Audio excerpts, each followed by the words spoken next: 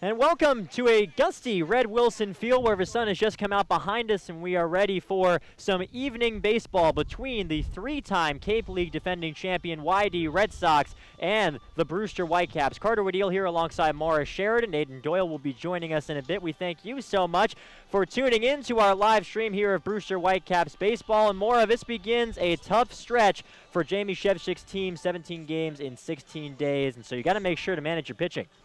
Yeah, they have a lot of options, some 10 players still here, so it shouldn't be too much of a problem, but, you know, always got to be careful with that. Don't want people going too much because you got to save them 17 games in 16 days. That's going to be a tough stretch, but Coach Shev said that's what he wants. He doesn't like days off. He says it really gets his team out of rhythm. So he told us last game he's loving this long game stretch here. Ryan Avedano will have the ball for the Whitecaps for this game. The man out of Georgia has one inning to his credit so far this year. And for a little more about what Coach Shevchik will be expecting from him in this game, let's go over to the third member of our crew, Aiden Doyle. Aiden?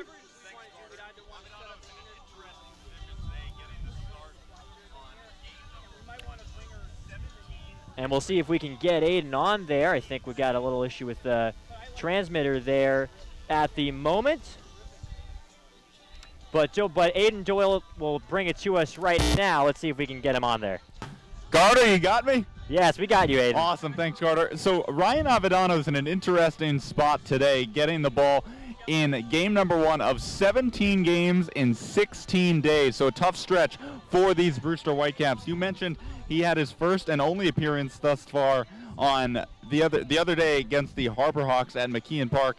If you remember correctly, gave up a tough, interesting leadoff triple and was able to strand the runner at third base there. Back-to-back strikeouts before a ground out. And Coach Shevchik's looking for hopefully 5 innings from him. Obviously, as we talked about, this stretch of games the Whitecaps are going into is going to be a strain on the bullpen. So 5 innings is ideal for Avedano. Anything after that is just an added bonus. But one thing to watch out for, Michael Curry getting his first start behind the dish today for Brewster. Both of them Georgia Bulldogs, teammates down there for Georgia in the SEC. And Curry's more of an offensive catcher. Coach Shevchik expects him to get the majority of his reps this season at designated hitter, but with a fellow Bulldog on the mound and facing a left-handed pitcher in Hogan Harris for YD, it seemed like the perfect spot for Curry to get his first start behind the dish. Back to you guys. All right, thank you, Aiden. I do want to get you up to speed for the transactions that the Whitecaps have had over the past couple of days with the off day yesterday. Steele Walker and Travis Swaggerty are not with the team. They're both going over to Team USA camp to see if they can make it onto the U.S. Collegiate National Team. C.J. Pruitt is also off the club right now. He's dealing with a shoulder issue, according to Coach Shevchik, and so he is not with the team. And replacing those 3, Chris Mockemer, Jacob Nelson, and Hunter Bishop will be coming in, but none of those guys are in the lineup tonight. How do you think, Maura, this team is going to handle the losses of Walker and Swaggerty in particular? Well, luckily for them, it's so early in the season that they didn't have enough time to get used to that offensive production. But as we saw, Steele Walker, he could hit the ball very hard. So I will imagine he will be probably successful at Team USA tryouts, and we wish him the best there. But, you know, I think that there's plenty of offensive power. They just haven't found their stride yet, but hopefully they can quickly replace him since he only played about 3 games for the Whitecaps. All right, speaking of power, let's run down the lineups for you. They're brought to you by Chatham Bars Inn. Starting off for the Brewster Whitecaps, the visiting team, A.J. Graffinino is in the leadoff spot for Jamie Shevchik today. He will be playing shortstop. Mickey Gasper is back in the lineup. He has had a hot start to the season, 5 for 13 with a couple of homers. He is playing first base for today's game. Marty Costas, fresh off a home run in the second game of the doubleheader back on Sunday, is back in the lineup in the 3 spot playing left field. Michael Curry, as Aiden mentioned, is hitting cleanup and behind the plate for the Whitecaps in this game. Kyle Dautris is hitting 5th and playing 3rd. Cesar Trejo will be in the lineup as the DH for Brewster. He is hitting in the 6th spot. Darius Hill is the right fielder batting 7th. Devin Foyle, the switch hitting center fielder. He is hitting in the 8th spot. And rounding out the Brewster order is Christian Malfetta with Ryan Avedano on the mound for Brewster. And Maura, I'm sure Gasper is the guy that stands out. Jamie Shevchik has said they really want to keep this guy's bat in the lineup, and he has had a hot start to the season. Yeah, Gasper already has 2 home runs. He is batting .385, 5 hits, And he has just really been essentially one of the lone sources for offense, especially in the doubleheader the other day. So it's just great to see a rising senior kind of taking control of this team. And the wind right now is blowing out to left field. It's been pretty gusty, getting our papers fluttering here at our spot right behind home plate. This is a ballpark with some pretty unusual dimensions. It's 338 out to left, 352 to straightaway center, and in right field down the line, it's 346. That's got to be something that the power hitters in Brewster's lineup are probably thinking, geez, that's a fence I can shoot for. Yeah, but it's also a pretty high fence towards center, so that could be tough for them too, just to get over the fence, because the rest of them they've seen are pretty low. But other than that, we'll see what the power hitters can do on this team. All right, setting on the mound for the YD Red Sox will be Hogan Harris. Let's get you set on the lineup that will be backing up the three-time defending champs in this game. Leading off, the center fielder Alex McKenna. Nico Horner is playing second base and hitting second. He's 3 for 8 on the year. Carlos Cortez has been raking so far this season, hitting third and playing left field. Luke Miller is the cleanup hitter. He is playing first base. Kyle Isbell is out in right field. He is batting in the 5 spot. Connor Kaiser is hitting sixth and playing shortstop. Christian Koss is playing third base and hitting in the 7th position. Carter Ferris will be the DH for YD today. He is hitting 8th. And Mike Casala will be catching and rounding out the Red Sox order. Who stands out to you, Maura? Well, it's hard not to say Carlos Cortez. I mean, he's hitting .471, 17 at-bats, 8 hits in 4 games. And as we talked to their broadcasters, they said he's had a couple lucky bounces, but that's what it takes. It takes some luck to hit that well, and he had a great season for South Carolina as a freshman, all-freshman team, all-tourney team, so he really stands out on this Red Sox team. And what was for me for Cortez, he wasn't one of those guys that just jumped in and was given a starting job his freshman year. He had to earn it in the season, which meant a lot of those homers, they came against tough SEC pitching. So a great thing to look for is Carlos Cortez batting third and playing left field for the YD Red Sox today. The Brewster Whitecaps coming off of a doubleheader sweep in their last outing. That was a couple of days ago over in Katuitt. Both games decided by just 1 run. The Whitecaps dropping the first game by a score of 4-3 in walk-off fashion, and then losing the second game 2-1. But Jamie Shevchik and his club, he's dealing with a lot of college kids, and shaking that off is going to be, I think, easy for them. Do you think that, Maura? Yeah, I mean, it's baseball. There's not a lot of time to think about the loss. As he mentioned, you just got to bounce back, but I guess that day off does give you time to loom over it, but hopefully they were just focusing on today and this long stretch of games they have coming up, because there really is not any time to be looming over a loss. All right, we're going to take a quick break, and when we return, it's time for baseball here in South Yarmouth. Red Sox and Whitecaps coming up right after this.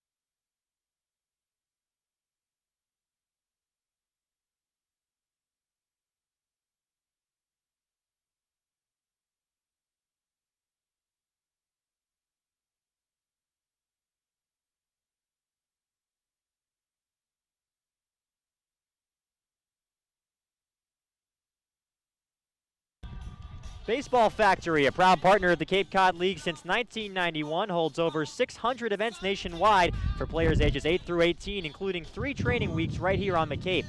Baseball Factory alumni have played on every Division I college program across the nation, plus 400 have made it to the big leagues. Visit baseballfactory.com to learn how you can build your way to greatness. Welcome back to Red Wilson Field. Carter Woodell, Morris Sheridan, Aiden Doyle here with you. Koki Riley will be giving us updates from around the league, and we're just about ready to start here as the leadoff hitter for Brewster, A.J. Graffinino, digs in. The switch hitter batting left, or he's listed as a switch hitter, but he's batting lefty against the lefty Harris. So Graffinino will take his hacks. We are just about ready to play some baseball here. Whitecaps and Red Sox. The first pitch is taken for a strike, and we're underway. Graffinino coming into this game 3 for 8 on the Cape Cod League season. This is the 4th game he's seen action in. 0-1 pitch. Breaking ball hit hard on the ground, a chopper foul. First base side out of play. And quickly behind him, account 0-2 is A.J. Graffinino. Graffinino, the rising junior out of Wilmington, Delaware. And the 0-2 pitch is a fastball up high. Count is 1-2. Hogan Harris has a real easy, smooth motion on the mound. The rising junior out of Louisiana Lafayette. Here comes the 0-2 from the lefty. And it is low, a fastball. Count is 1-2.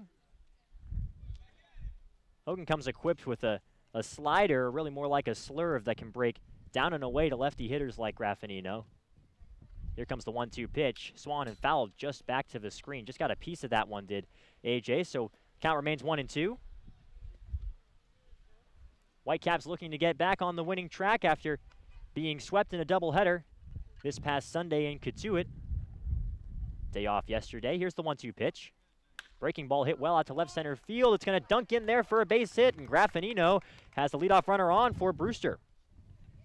Well, that's a great start to this team that was really struggling to hit the other day in the doubleheader, so it's great to see a leadoff getting a single right there.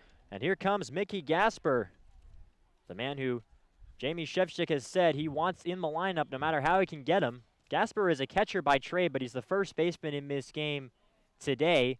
Switch hitter batting from the right side. And the pitch is in there for a strike at the knees. Well-located fastball there from Hogan Harris. His fastball is pretty straight. It's the breaking stuff that can really be nasty for him. As Gasper digs in. They check the runner at first, and the pitch is taken for a strike.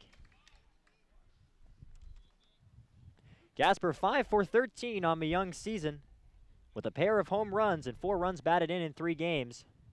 Both homers look pretty impressive off the bat. The pitch to the switch hitter is swung on and missed, and that will send Gasper back to the dugout. A strikeout on that breaking ball from Hogan Harris. Left fielder from Maryland, number 42, Marty Costas. And that'll bring up Marty Costas, the outfielder from Maryland. He had his first action of the season in the second game of that twin bill in Katuitt. Went 1 for 4 with a home run. Graffinino on first base, just underway. Top of the first inning. The pitch is just below the knees to Costas. The count is 1-0.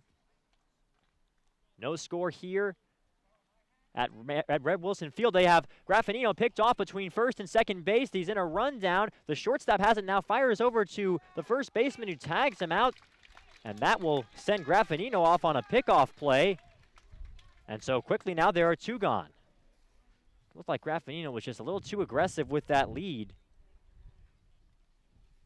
And the left-handed pitcher Harris was able to get him caught. He was pretty close to first base when the first baseman Miller received that baseball. The 1-0 to Costas is a breaking ball dropped in there for a strike. Count is 1-1. Costas thought that pitch was up. The defense for YD, Carlos Cortez in left, McKenna in center, Isabel in right. Here comes the 1-1 pitch. Swing and a miss. And the count is 1-2. Koss, Kaiser, Horner, and Miller third to first in the infield with Casala behind the plate. 1-2 the count on Casas. The pitch to the righty is swung on and missed. Strike 3. So a quick work there for Hogan Harris. Faces the minimum 3. No runs, 1 hit, and nobody left on base for Brewster. We are through a half. Brewster nothing, and the YD Red Sox coming to bat. You are listening to Brewster Whitecaps Baseball.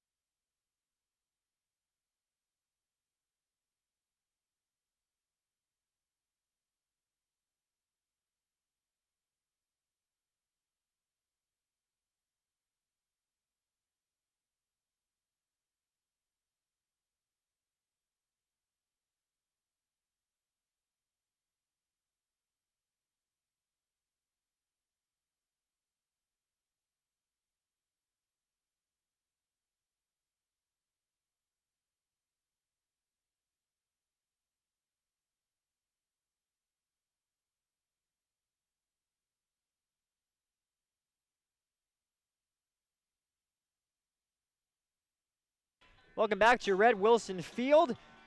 The Whitecaps failed to score in the top of the first inning, so we are scoreless here, bottom 1 between Brewster and YD here on the Cape. And the Brewster starting pitcher, Ryan Avadano, is taking his warm-up pitches. And Miss Lefty is an important piece to the team for Jamie Shevchik, wouldn't you say, Maura? Yeah, he's a bit of a surprise. He kind of struggled at Georgia this year. 24 innings pitched in relief, 18 appearances, but a 7.7 ERA.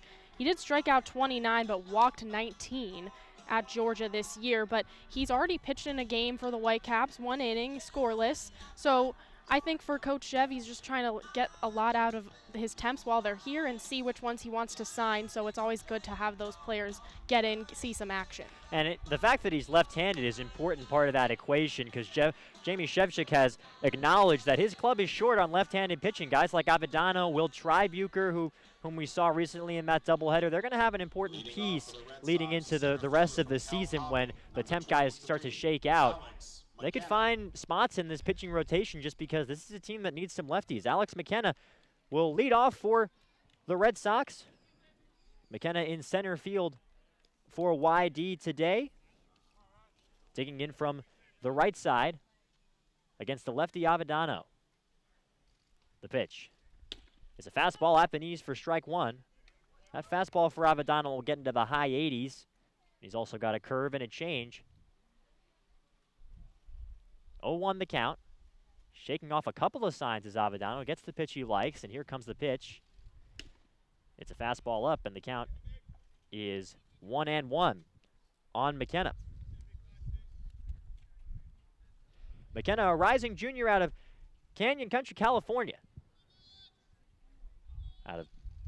Pitch is hit well out to center field. Looking up is the center fielder Foyle. It's off the wall in right center field. The right fielder Hill will grab it heading into second base and getting in there safely with a standing double. Alex McKenna, he hit that ball right on the screws. And quickly there's a runner in scoring position for YD. Nico Horner.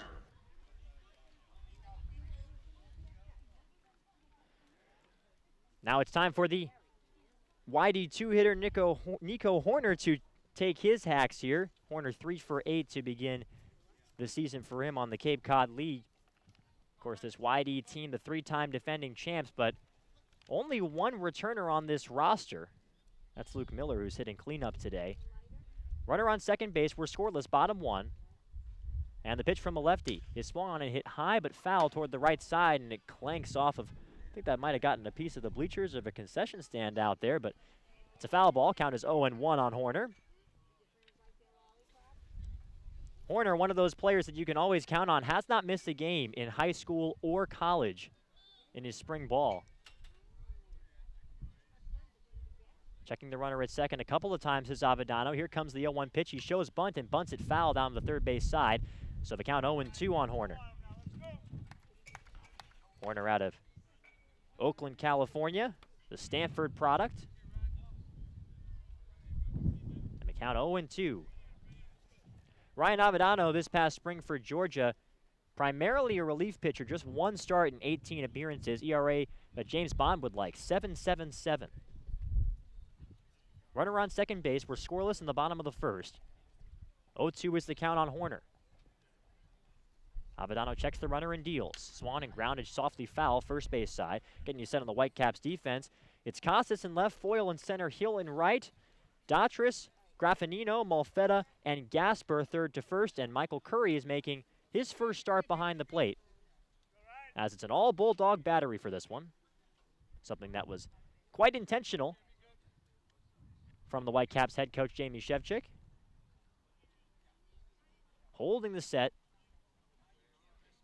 And the pitch. Swan hit hard on the ground, right back to the pitcher Avedano. He's got him in a rundown between second and third as McKenna is scampering over for third base now. They throw over, and making the tag in time is Datris. And the ball skips over, and getting into second base safely is the hitter Horner. So nice heads-up play by Horner while the rundown was happening, and a good job at in between second and third by McKenna to extend it. Good base running from YD, so they still have a runner in scoring position, though there is now one out in the bottom of the first. So Horner reaches second on a convoluted fielder's choice, and that brings up the powerful lefty Carlos Cortez out of South Carolina. Cortez, one of the more impressive seasons by any freshman in collegiate baseball this spring.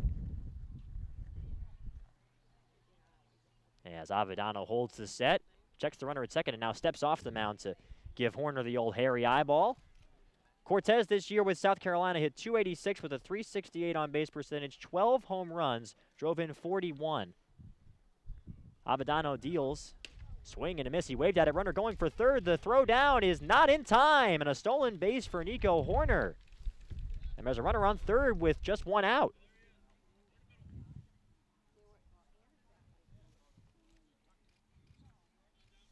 So Horner is standing at third base, kind of caught everybody napping there, with Cortez digging in and facing a 0-1 count. Just waved at that pitch from Avedano. And the 0-1, it's a breaking ball low. Big slow curveball there from Avedano, as you mentioned. That's about mid-70s typically when Ryan deals it. That's it, and the count is 1-1. Holding the set is Avedano, and here comes the pitch. And it hit him. That one got him right in the rib cage, and Cortez will wince a little bit, take a deep breath, and head over to first base. Our sideline reporter, Aiden Doyle, is letting me know that Curry, obviously, Coach Shevchik described him as an offensive catcher. And so far, he this past spring at Georgia, failed to throw out a runner in 24 tries. So we saw some aggressive base running back in Katuitt on Sunday, the Whitecaps did. And we might see some more here in this one. Carlos Cortez is getting a little bit of attention there from the YD first base coach, kind of rubbing the area of that uniform. Hit him right on the left side on his ribs. And he's taking off his protection pretty slowly out there over by first base. The situation, first and third with one man out. We are in the bottom of the first inning of a scoreless game here on what's turned into a gorgeous day. Yeah, good to see the sun out. It's been a while.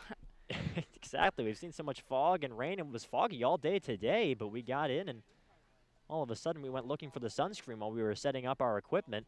The wind was blowing out pretty fiercely toward left field at the beginning of the pregame ceremonies. It's died down a bit, but is still headed out in that direction and has the potential to gust up again. So here is the first baseman, Luke Miller, with first and third and one out. Holding the set is Avedano. The pitch is a fastball up high. Counts 1-0.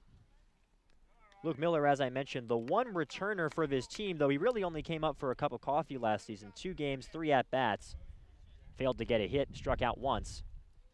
And that's it. So the defending champs with an almost entirely new roster for YD.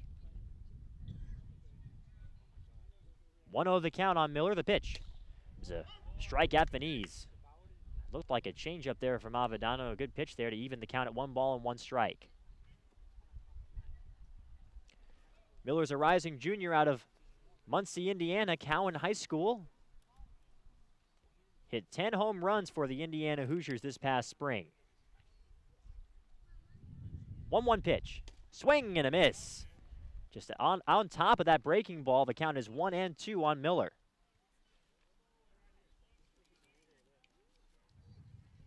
Miller, as he digs in from the right side. First and third with 1 out. Avadano's been shaking off a lot of signs from Curry behind the plate, his teammate at Georgia. Here comes the 1-2.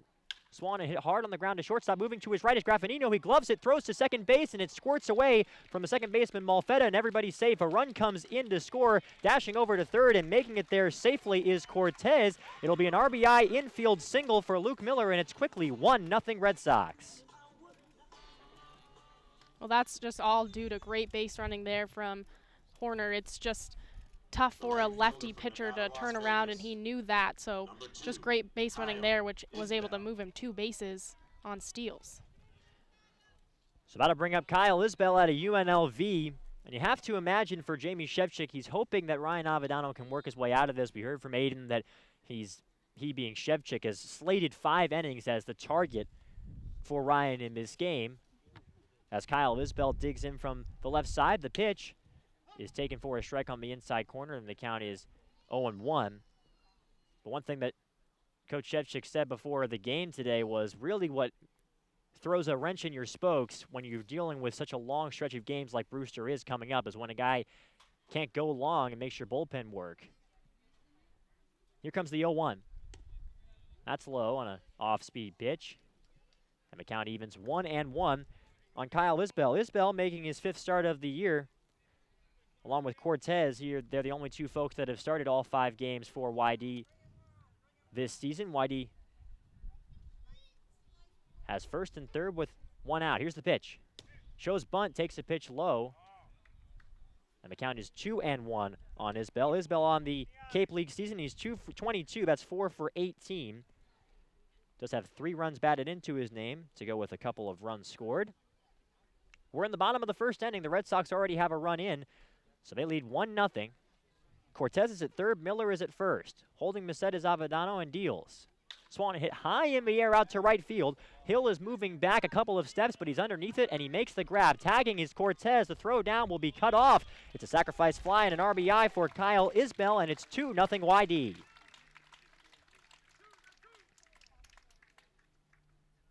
That one really got up there out to right. Shortstop from Vanderbilt, number 7. And now it's Connor Kaiser's turn. Kaiser. Hailing from Vanderbilt, the rising sophomore from Riverside, California. He's a right-handed hitter. 2 for 3 with a run scored on the young season. Everybody's still kind of getting settled in here on the Cape. Runner on first base is Miller. They check Miller at first base, does Avadano. As Gasper had to hesitate a bit when he gloved that baseball, but was able to pull it down.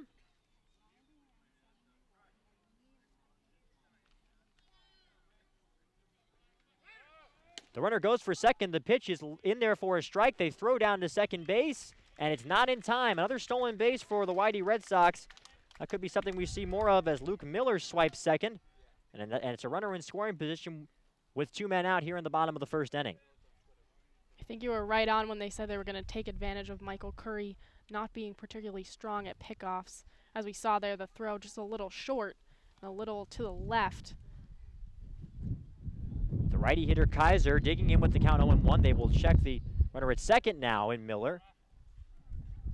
Get him back to the bag. Avadano now holds the set and is ready to deal. The pitch is low, and it squirts away from the catcher Curry, and heading over to third base and getting there is Luke Miller. I think that's going to go as a pass ball on Curry behind the plate. That was a pitch down and into the righty hitter. It whacked off of his mitt and squirted away to his left side. That was all the time Miller needed. So it's a runner on third now for YD, and if there's one more of those wild pitches, they could make it 3-0. With the Red Sox ahead 2-0, we're in the bottom of inning number 1. So far, a day to forget, an inning to forget anyway here in the first for Curry. The pitch is low, and the count is 2-1 on Connor Kaiser.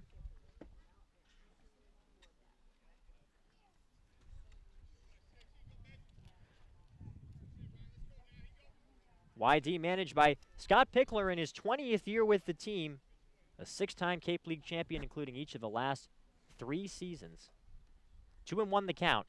Holding Mercedes Avadano on the pitch. Swung in a high chopper to third base. Fielded there by a charging Dodgers. He throws across the diamond. Not in time. Safe at first, and a run comes in to score. It's a 3-run first inning now for YD on an RBI infield single from Connor Kaiser. 3-0 Red Sox.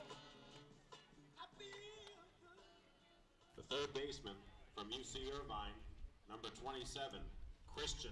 And now it's Christian Koss's turn as back-to-back CK initials for the Red Sox in this lineup. Koss hitting 7th on the lineup card for Coach Pickler. Runner on first base, 2 outs. It is 3-0 YD as the Red Sox have really jumped out to start in this game. Not a lot of hard hits in this one. Just the leadoff double from McKenna set the tone, but since then a Horner reached on a fielder's choice. Cortez got hit with a pitch. An RBI infield single by Miller, a sac fly by Isbell, and then that infield single by Kaiser to bring in the 3rd run. The pitch is inside. That one almost scraped the uniform of the righty hitter Koss. And the count 1-0. Just getting word, but they ruled a fielder's choice on Miller's hit that allowed him to reach. That's interesting. 1-0 the count. Lefty pitcher, Avadano deals. Swan hit hard on the ground to second base. Fielded there by Molfetta. He will throw to first base, and that will stop the bleeding for the Brewster Whitecaps. But the Red Sox are able to plate 3 runs on 2 hits, and they leave 1. We are through 1 full inning of play. 3-0 Red Sox. You're listening to Brewster Whitecaps Baseball.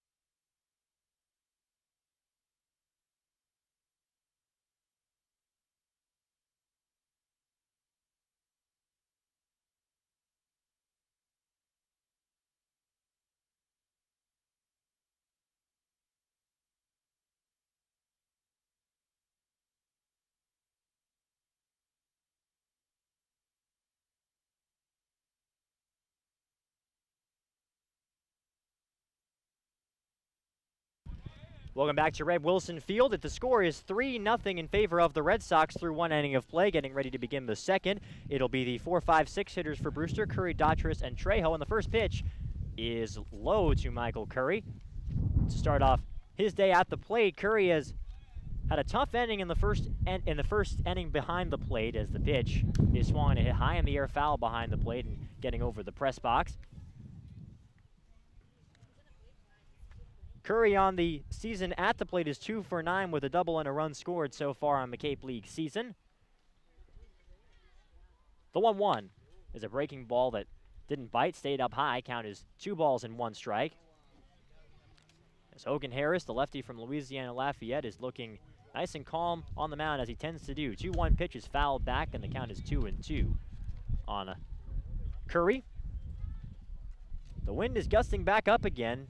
Probably hear it in our mics just a little bit. It's heading basically just out to straightaway left, though it could be tailing towards center. 2-2. Slow breaking ball that's just a bit high. Looks like Harris wanted that one, spent a little bit of extra time in front of the pitcher's mound, but did not get the call. And the count is full. Here comes the payoff pitch to Curry. Swung and hit high in the air, but foul toward the left side. Looked like that shattered the bat, or sound like it anyway. There is a bit of a crack. That one hit maybe just a couple of hand widths up from where he's gripping that bat, right in the thin part of the baseball bat, and Curry is heading over to the dugout to try and request a new stick. He'll grab one. With the count remaining 3-2. The 3 YD runs in this game scored on what was ruled a fielder's choice from the cleanup hitter Miller. In the infield, a sac fly to right field from Isbell, and an infield single from Connor Kaiser. And a lot of running against the Whitecap catcher Curry, who digs in now. Here comes the 3-2. That's a fastball, just missed below the knees. Another call that Harris wasn't exactly a fan of. And the Whitecaps had their second base runner of the game from the walk. Carolina, number 3, Kyle Dautris. Now it's Kyle Dautris' turn. He was 0 for 2 with the walk in his first Cape League action in the second game of that doubleheader on Sunday. That's all he has had so far in a Whitecaps uniform. The rising junior from Williamsport, Pennsylvania. UNC Tar Heel. Runner on first base, nobody out. Pitch is up high, and the count is 1-0. We're in the top of the second. The Red Sox lead 3-0. Here on a nice evening in South Yarmouth, Massachusetts. Thank you so much for joining us. The pitch. Swung and hit high in the air. It's a little blooper towards center field coming on, and it's going to drop in for a base hit as the center fielder McKenna couldn't catch up to that one, so it's first and second with nobody out for Brewster on a walk and a bloop single. The designated hitter from North Carolina, number 30, Caesar. And now it's Trejo. going from Tar Heel to Tar Heel as Caesar Trejo will dig in, although Caesar Trejo, of course, hails from UNCG. Greensboro. Right, so There's a bunch of they announced UNCs. him, they announced him as a North Carolina on the PA, and I was thrown for a loop, but he is from the University of Carolina, Greensboro. And he is 0 for 5 in a couple of games so far this season. First and second, no one out. Here comes the pitch from the lefty. It's a breaking ball dropped in there for a strike. Nice first pitch curveball. Seen a bunch of those from the hurlers we've seen on the Cape League. That's one of the things that gets a pitcher here. When you've got different stuff, a lot of guys in college will be like, well, he's got a fastball that sinks. He fills up the zone, tries to get soft contact. When you've got a bender that can work, or a slider, or a fastball with some run, that helps you get a ticket to this league. Here comes the 0-1 pitch. It's another breaking ball. This one misses inside to the righty swinging Trejo, and the count is 1-1. The runner on second is Curry. Runner on first is Dautris. Trejo, a Greensboro native, hit .280 with 12 home runs this spring with UNCG. The 1-1 pitch, swing and a miss on a breaking ball in the dirt. Trejo was way out in front of that one. Looked like he was golfing. And the count is 1-2.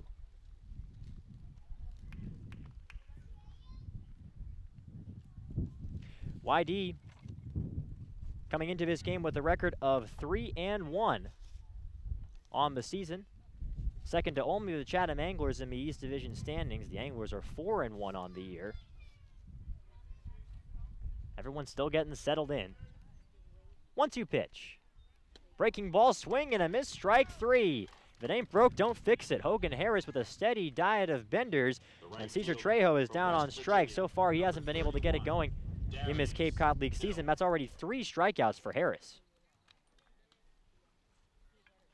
Well, Friendly's Restaurants, a timeless tradition since 1935, is proud to be the official ice cream of the Cape Cod Baseball League and bring together 2 of America's favorite pastimes, baseball and ice cream.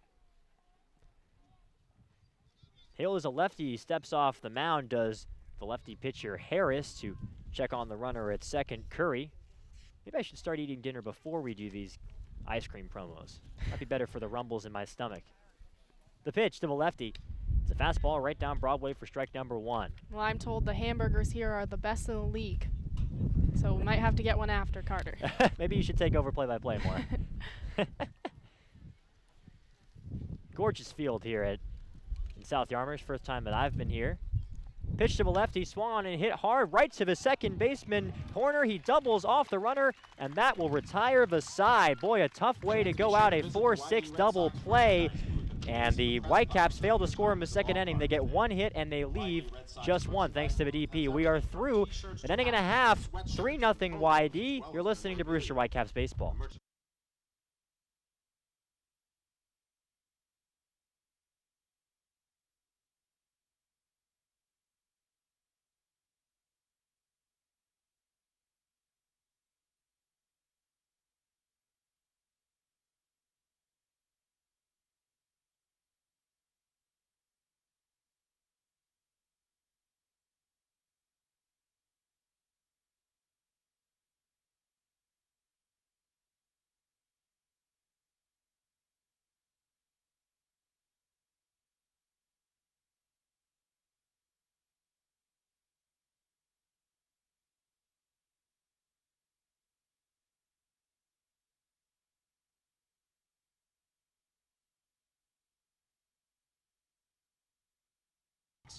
Register online. Fans, make sure to mark your calendars. The All-Star Game weekend will start off with the Celebrity Softball Game on July 21st at McKeon Park in Hyannis. Come watch Jason Veritek, Bill Lee, Nancy Kerrigan, Scott Zolik, and other celebrities play ball in support of the Cape Cod Baseball League and the Spalding Rehabilitation Hospital of Cape Cod. Gates open at 4 o'clock for that event. For more information and to buy tickets, log on to allstarcapecod.org. That's allstarcapecod.org. We are back here in South Yarmouth, home of the YD Red Sox, and the home team so far with a hot start to this one.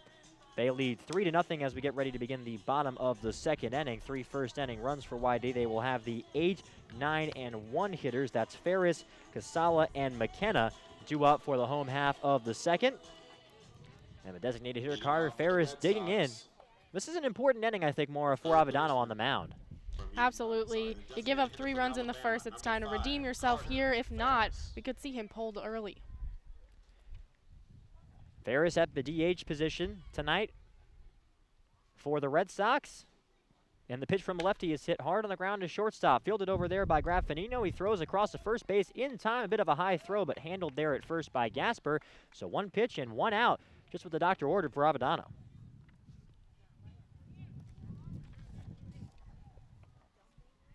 And that'll bring up the catcher, Casala. Number 3, Mike Casala. Casala is actually on the roster as a pitcher, but he has plenty of experience at a few different positions, primarily pitcher, catcher, and shortstop. Played all 3 of those spots in turn when he was a high schooler in St. Augustine, Florida. The pitch is low to the right-handed hitter. Casala is 2 for 6 so far in his Cape League season.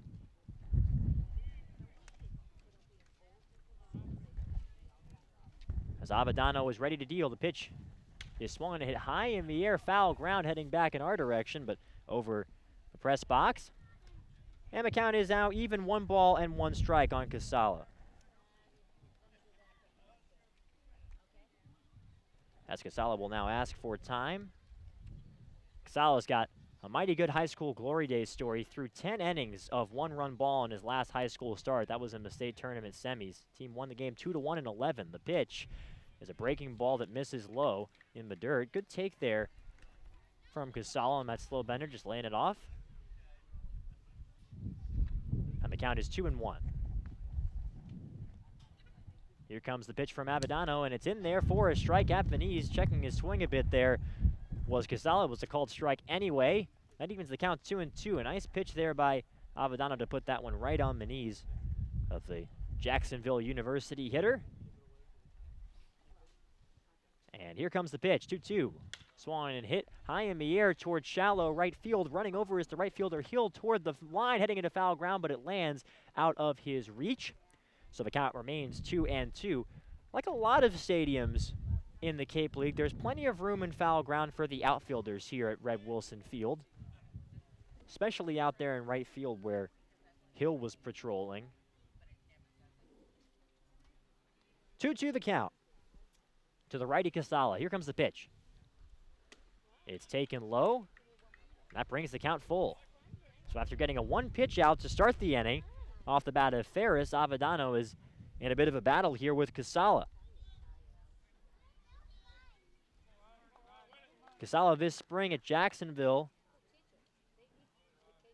through 25 1/3 on the mound, so definitely experienced pitching, and the pitch is a breaking ball in there for a called strike 3. Casala's frustrated, smacking the knob of his bat into the dirt, knowing that was a breaking ball he could have put a swing on, but he froze him.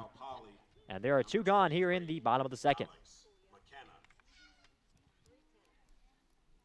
That's strikeout number 1 for Graffinino today.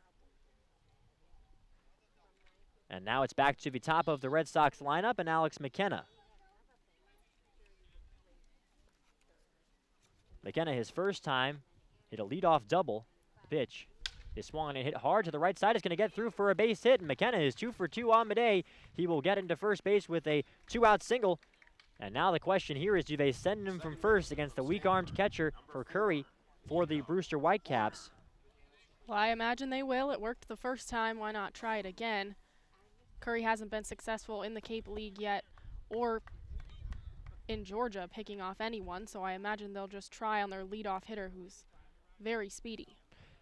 Here comes Nico Horner, the 2-hitter out of Stanford. The pitch to the righty is taken low on a fastball.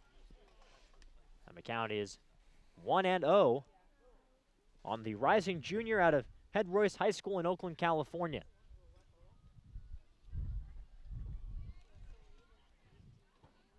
Holding the set is Avedano, checks the runner at first. It's 3-0 Red Sox. The runner's going, and they have him picked off. The throw down to second base, and the tag is applied by the shortstop Graffinino, and that gets the Whitecaps out of the inning. They caught him leading at first base. A nice job by the pitcher Avedano to find that. So he faces the minimum 3 in the second. No runs, 1 hit, nobody left for the Red Sox in inning number 2. We are through to 3-0 YD. You're listening to Brewster Whitecaps Baseball. And over 100,000 college success stories. You too can build your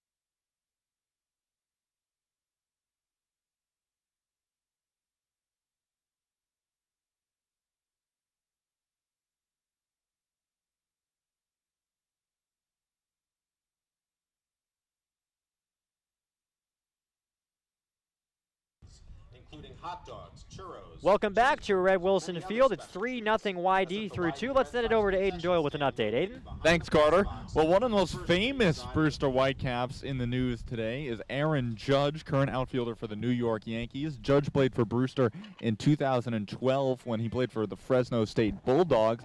And Judge, who leads the majors with 23 home runs, was just invited to Major League Baseball's All-Star Game, and not All-Star Game, Home Run Derby, which is what he's known for, hitting a 495-foot shot. And on a side note, Carter, was also drafted by the Harlem Globetrotters today, along with Tim Tebow.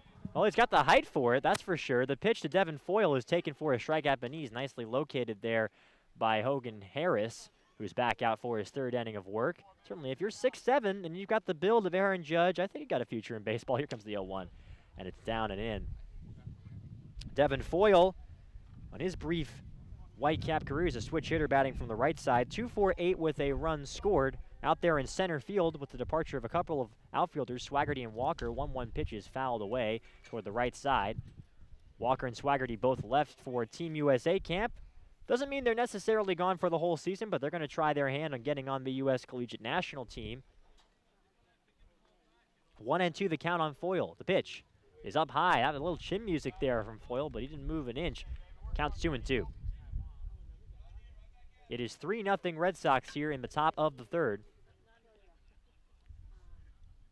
And the pitch is a high breaking ball. The count is 3-2. 0-2-1 for Brewster, 3-4-0 for the 3-time defending champs, the YD Red Sox.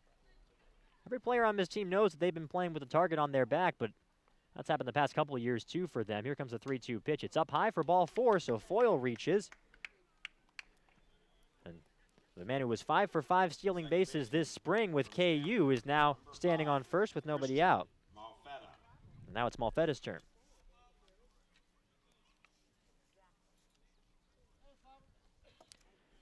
Malfetta out of Stanford has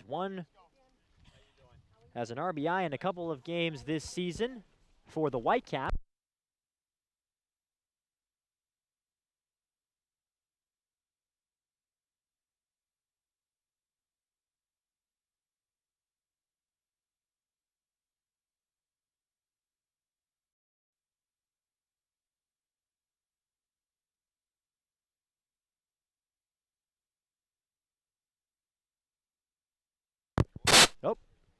I think we're back up. Bit of a power surge here at Red Wilson Field. Lost our feed for a minute. The count is now 2 balls and no strikes on Christian Malfetta.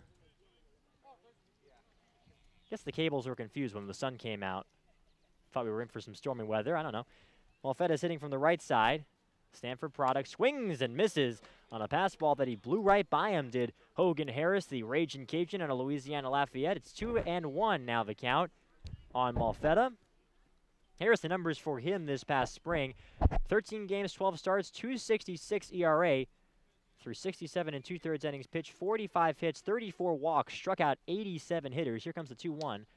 It's taken in there for a strike at the knees. Nicely located fastball, and the count is even 2-2. That's what you got to do when you're behind the count 2-0. Come back with a couple of fastballs that are commanded well. And he's right back where he began, even in the count. 2 balls, 2 strikes. It's 3-0 YD in the top of the third with a runner on first for Brewster and nobody out. That's Foyle on first. The pitch is a fastball, just missed with that one. Just a bit outside. That was awfully close, and the count is now full on Malfetta. Malfetta, the rising junior from Laguna Beach, California. Digging in from the right side. And here's the 3-2 pitch. Swung and fouled straight back to the screen. And the count remains 3-2. Good to see some dry weather here. Both of these teams have faced some rainouts, and Hogan Harris has been personally affected by it. He threw an inning in a game that was called after 1. That was back when Brewster was headed to Bourne, and that game was called a couple hours before first pitch. So that was wiped from the stat sheet. So this, as they check the runner at first base, is technically Harris's first start. But he has taken the mound in a Red Sox uniform before. You never know. Maybe the sky could open up later in this game, and he'd have to do it again. We've seen the weather change pretty abruptly so far early in the season. 3-2 the count. Runner goes for second. Pitch is hit well. It's a broken bat toward the left side. It's off the glove of the third baseman, Koss, and into left field for a base hit. Or we'll see how they score that exactly. Koss was running to his left toward the shortstop hole, and that one just whacked right off of the webbing of his glove. A tough ball to track. It sure sounded like that bat cracked. Along the thin part of it, it did. He jammed him. You can see as the bat boy grabs it, the one that's just split right down the thin part of the stick. They are going to score that in E5. So without the benefit of a hit, it's first and second and no one out for Brewster, and it's the top of the order due up, starting with Graffinino.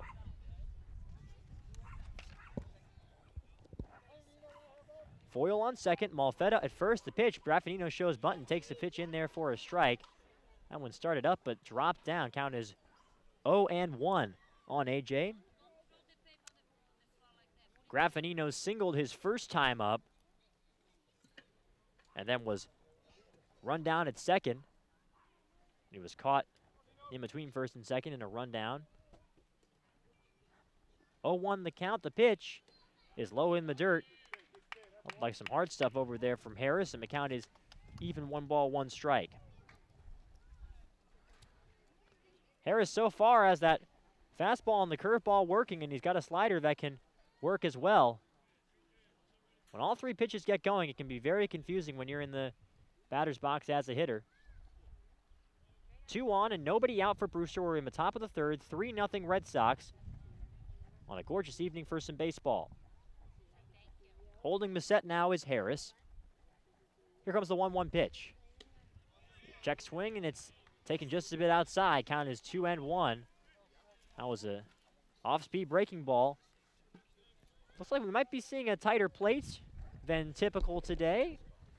Always interesting, I'm sure, for the managers and the players as well to feel out how the umpires are calling the game. So far, I think this year we've seen some pretty consistent umpiring behind the plate. 2-1. Swann hit hard on the ground to shortstop. Fielded over there by Kaiser. Flips to second for 1. On to first base. Not in time. Safe at first. Running it out is Graffinino. They do get the force out at second, so Malfetta will head back to the dugout. But Foyle advances to third. Graffinino is on first. And the Whitecaps are still knocking at the door here with 1 out.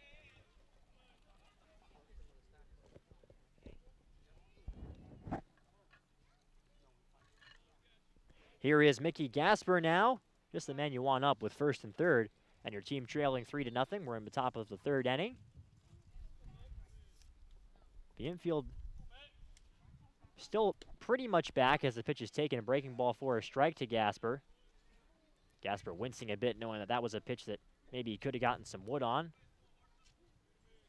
0-1 the count. Gasper struck out swinging his first time. Here comes the pitch. Swann hit well out to right field. On the run is the right fielder Isbell, and that one's going to drop in front of him for a base hit. Heading in to score is Foyle, heading over to third base, and the throw down is not in time. Safe at third. That was a close play with Graffinino at third base, but he did get in there safely according to the judgment of our ump. So it's an RBI single for Mickey Gasper, and the Whitecaps cut into the YD lead. It's 3-1 now. As you mentioned, that's just the guy you want up. He's really been on fire, really taking command. He is a rising senior, so he has a lot of experience on some of these kids. So definitely great to see Mickey Gasper just stepping up in really every game. He's the only player for the Whitecaps who's appeared in all 4 games, 5 games. And in those 5 games, he's got 5 runs driven in. That was his 5th of the year on the single. As it looked like for a moment, From Maryland, number Scott 42, Pickler was out to plead his case to the umpire, but there's no review here on the Cape. The decision is final, so Marty Costas will dig in from the right side. It is 3-1 YD here in the top of the 3rd. Still first and third for Brewster with 1 man out. Costas also struck out swinging his first time today, and he will call for time as Harris was taking a little long to set up on the mound. Costas, as we mentioned, broke into Cape League action on Sunday. The pitch bounces in the dirt right in front of the catcher Casala. Nice job to block that one off of the checks protector. And the count is 1-0 on Marty. Costas hailing from Baltimore, Maryland, out of Archbishop Curley High School. Here comes the 1-0 pitch. That's taken for a strike, Evanese. That was a nice way to follow up that breaking ball that missed in the dirt there from Harris. Count is even now, 1-1. Whitecaps looking to threaten here. They really had a rough time with runners in scoring position and could do it. Here comes the 1-1 pitch. Swan hit high, but foul toward the right side and out of play. So the count is 1-2 on Costas now. Costas is what a lot of folks will call a raw talent. He's only played baseball for 2.5 years before he went off to college to play for the Maryland Terrapins. Was a basketball player as well in high school. 1-2 pitch is a breaking ball, and it just missed low. The count is 2-2. So far, Hogan Harris has not been able to get any low strikes tonight. 2-2 the count on Costas. It's 3-1 Red Sox. A pitch, swing and a miss, got him there. Costas down on strikes for the 2nd time today on another breaking ball, and there are 2 gone here in the top of the 3rd. the catcher from Georgia, number 11, Michael. That's strikeout number 3 for Hogan Harris, and they've all come on that deceptive breaking ball. Harris has such a smooth delivery. It's hard to pick up the baseball from that sort of thing. And a big spot now for the cleanup hitter, Michael Curry. 1st and 3rd and 2 outs. Here's the pitch. Another breaking ball taken for strike number 1. A lot of junk from Hogan Harris on the mound. And so far, it's been working. Doesn't seem like the Whitecaps hitters have been able to quite get a read on it. The pitch is another breaking ball, but that one didn't bite as much. It was left up high. Counts 1-1. As we're now through the 2nd time through the lineup, it'll be interesting to see when the hitters adjust. Curry walked his first time up. 1-1. Another breaking ball. It's up high. That's 4 or 5 straight off-speed pitches we've seen so far from Hogan Harris on the mound. 2-1 the count. You wonder when he's going to pull the trigger on the fastball. 2-1. There's the fastball in there for a strike at Beniz. Just what he needed. When you can locate the fastball as he did there, hit the target, and freeze hitters with the breaking ball, it's going to be tough to be a hitter, especially one that's adjusting to a wood bat when you're changing speeds like that. 2-2 the count. We're in the top of the 3rd, 3-1 YD. As regaining his footing up against the pitching rubber is Hogan Harris, and now he holds the set, and time is called in the batter's box by Curry. So a bit of a chess match here. Graffinino on 3rd, Gasper on 1st base. Gasper drove in the Brewster run earlier in this inning with a single out to right. And the 2-2 is just a bit inside, and the count is 3-2. A couple of fans aren't happy with the home plate ump strike zone. They thought that was strike 3. So the count is full with 2 men out, which means Gasper will be scampering from 1st base. 3-2 pitch, runner goes. It is low for ball 4 on a fastball, so the battle is won by Michael Curry. He's seen the ball well so far in this game. Couple of walks, and the Whitecaps have the bases loaded with 2 gone. Well, we saw this situation twice against Katuitt in the first of the doubleheader, so we'll see if they can finally bring someone home. The Whitecaps left all of those base runners on with 11 total in that 7-inning game. Here is Kyle Daughtris now. And you're right, Maura. They really did leave a lot on the table, and it was situations like this. They loaded the bases with nobody out twice in the first game of that doubleheader. Didn't score in either frame. The pitch is low to Daughtris to start off his at-bat. He's 1-0. Daughtris got his first hit as a Brewster Whitecap this year in the second inning, a single. With Trejo standing on deck. And the pitch to the righty swinging Daughtris is swung and fouled straight back to the screen. Just got a piece of that fastball, did Kyle Daughtris. So now a lot of hard stuff here from Hogan Harris. Kind of sticking with what works on the mound for the rising junior from Lafayette, Louisiana, out of St. Thomas More High School. Last time he had an official start was exactly a month ago for the Ragin' Cajuns, May 20th, 1-1. Breaking ball in the dirt. The count is 2-1. YD looking to stop the bleeding. Brewster looking to add another run. Whitecaps already have a run in the top of the third. They trail the Red Sox 3-1. YD had 3 runners across in the first inning of play. 2-1 on the way from the lefty. It's taken for strike number 2. That was an off-speed pitch. Looked like a changeup there out of the hand of Harris, mixing it up. So it's 2-2 now on Daughtris. Daughtris coming off a year where he hit .265 for UNC. Part of a terrific Tar Heel squad in the regular season. 2-2 is inside, and the count is full, 3-2 with 2 outs. So that'll start the merry-go-round here with the bases loaded. Daughtris was the final out, actually, in the box for UNC's first defeat to Davidson, who wound up shocking the college baseball world and winning that Chapel Hill Regional as the 4 seed. He hadn't had an NCAA tournament win before that. Payoff pitch, swung and hit high in the air toward foul ground, and it'll make the seats behind us behind home plate. That's one where you have to keep your heads up. So that went straight down. So we'll do it again with the count full.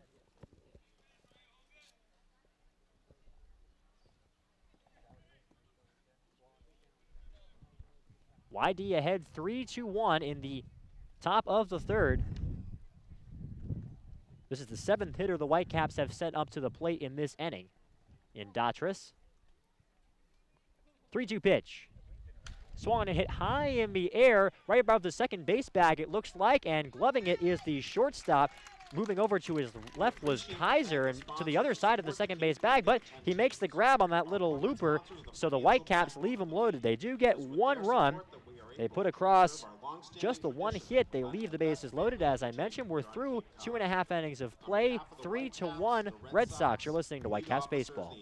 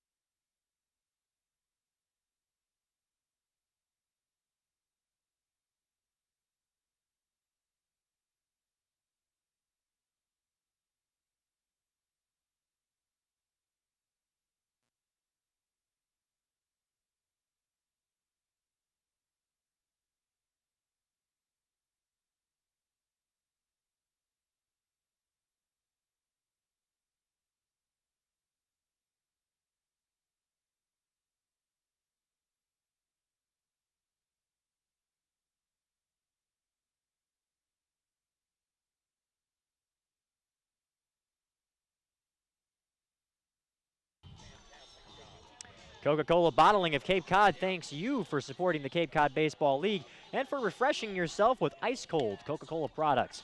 Coca-Cola offers over 400 different beverage choices on Cape Cod to quench every thirst, and more than 150 of those are low or no-calorie options.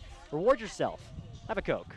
Welcome back. We are in the bottom of the third, getting ready to start that inning anyway. The score, YD 3, Brewster 1 here at Red Wilson Field. Carter Waddell, Morris Sheridan here with you. Aiden Doyle, the third member of our crew.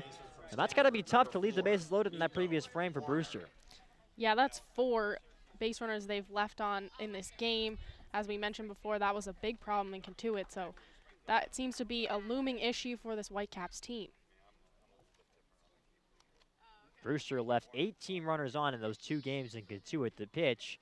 Is a breaking ball taken for a strike by the 2-hitter Nico Horner. Horner reached on a fielder's choice and scored the first run of the game in the first inning. Red Sox would add 2 more in that frame. Here comes the 0-1 pitch. Another breaking ball. That one missed inside. The count is 1 ball and 1 strike. Ryan Avadano looks like he got back into a groove there, worked a second inning where he faced the minimum 3. Did give up a single to pitch. He swung and hit hard through the middle into center field for a base hit. Boy, Horner got all of that baseball right into center. And it's another leadoff runner on base for the Red Sox. South Carolina, number 14, Carlos Cortez. Now it's Carlos Cortez's turn out of South Carolina.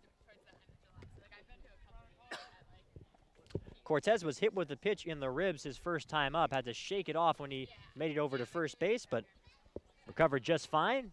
He's up with a runner on first and no one out. Checking the runner is the lefty Avadano. It's lefty to lefty here. The pitch. That's a breaking ball that just missed inside.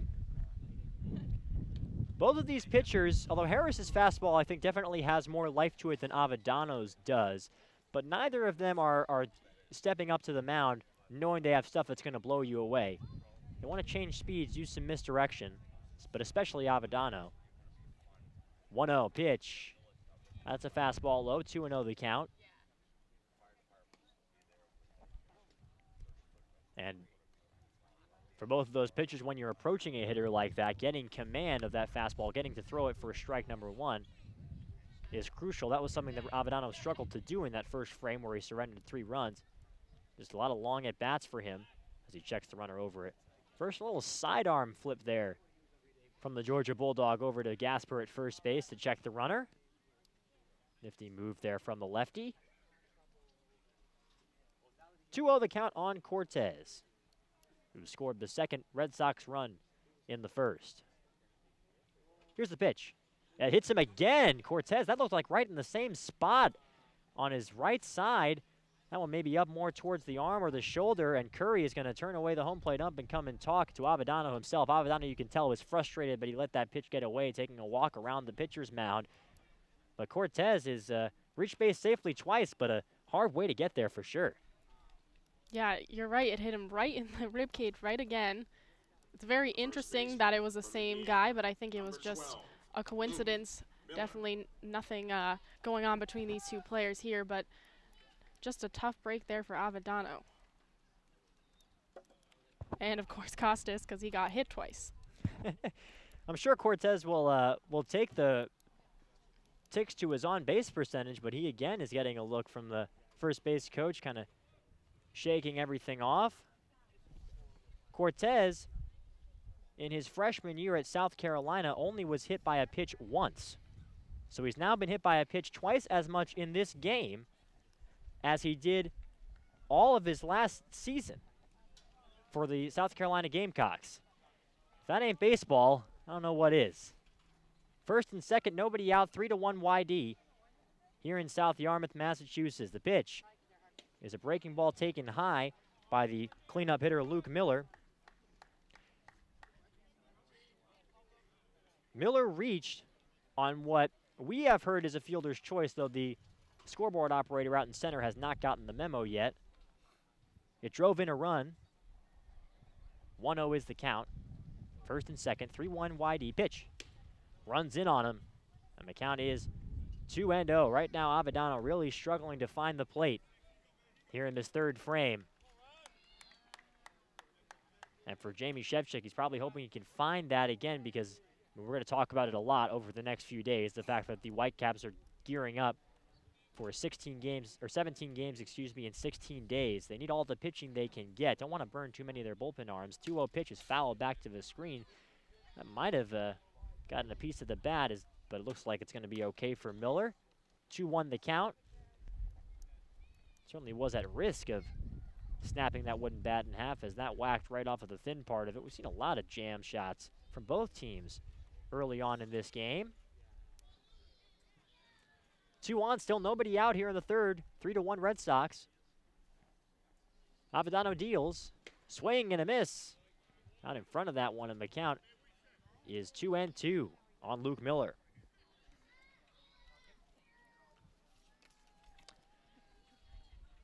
Miller with the Hoosiers this past spring, 272 with a 331 on base percentage. A draft pick in the 31st round by the Twins. Rising junior. And the pitch, runners are going for second and third. He fouls it back to the screen, does Miller. And both runners will have to retreat. Bit of an aggressive play. And we probably, as we mentioned before, that might be something that we see throughout this game. Certainly, Scott Pickler and the YD dugout have gotten the memo about Curry's struggles throwing out base runners.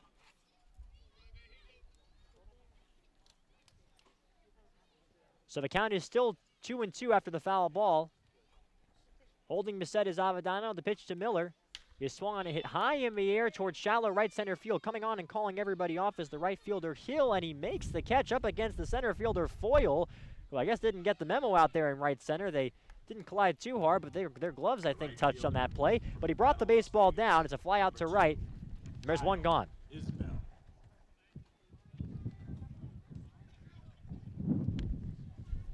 Now it's Kyle Isbell's turn. Isbell also hit a fly ball to right in his first time up. That was a sac fly, but drove in the second run of the game for YD. They now lead 3-1. Brewster got their run in the top of this third inning on a single from Gasper. The runners are going again. The pitch is in there for a strike. The throw down to third is a wild one all the way over to left field. And scampering home is Horner. He is going to score. And heading into third base is Cortez. It's now 4-1 Red Sox on what's going to be an E2 on Curry behind the plate. Well, that was just completely out of range, except for maybe LeBron James. But just a very high throw from Curry there. But as we saw Avadano come and kind of console him, say it's okay, move on. The two teammates at Georgia kind of know how to get each other back in the game. Yeah, that's got to be helpful. That's a good point, Maura, to have your teammate and your battery mate. The Whitecaps bring the infield in with the runner on third. The count is 1-0 on Isbell. The pitch to the lefty is a high chopper. The first baseman Gasper leaps and throws to home, and it's a wild throw. Cortez comes in to score, dashing over to second base, and getting there is Isbell. We'll see exactly how that scored, as Gasper was trying to get the out at home plate. Don't know if he would have gotten Cortez anyway, as he was in there with time to spare. But in any case, the lead for the Red Sox is now 5-1. We just saw two throws with way too much juice on them from Curry and then from Gasper there. The Whitecaps just need to take their time, not put too much mustard on that, so to speak. And just kind of, it shouldn't be as hard a throw as I think they're making it. I think they're scoring that as a fielder's choice and an E3 on Gasper. And runner goes for third. The pitch is in there for a strike. Throw down to third base. Not in time. Boy, the Red Sox are just having a field day on the base paths right now. As Isbell, who was standing on second after getting there from the Gasper error, now moves into third with a stolen base. And there's a runner on third now with one out. And now the Red Sox can bring in another run on the out just like they did earlier in this game. Connor Kaiser is hitting now. He faces the 0-1 count after taking that pitch for a strike. Infield is back in now for the Whitecaps. The 0-1 pitch is a swing and a miss on a ball low. Gloved by Curry just on top of the dirt. And the count is 0-2.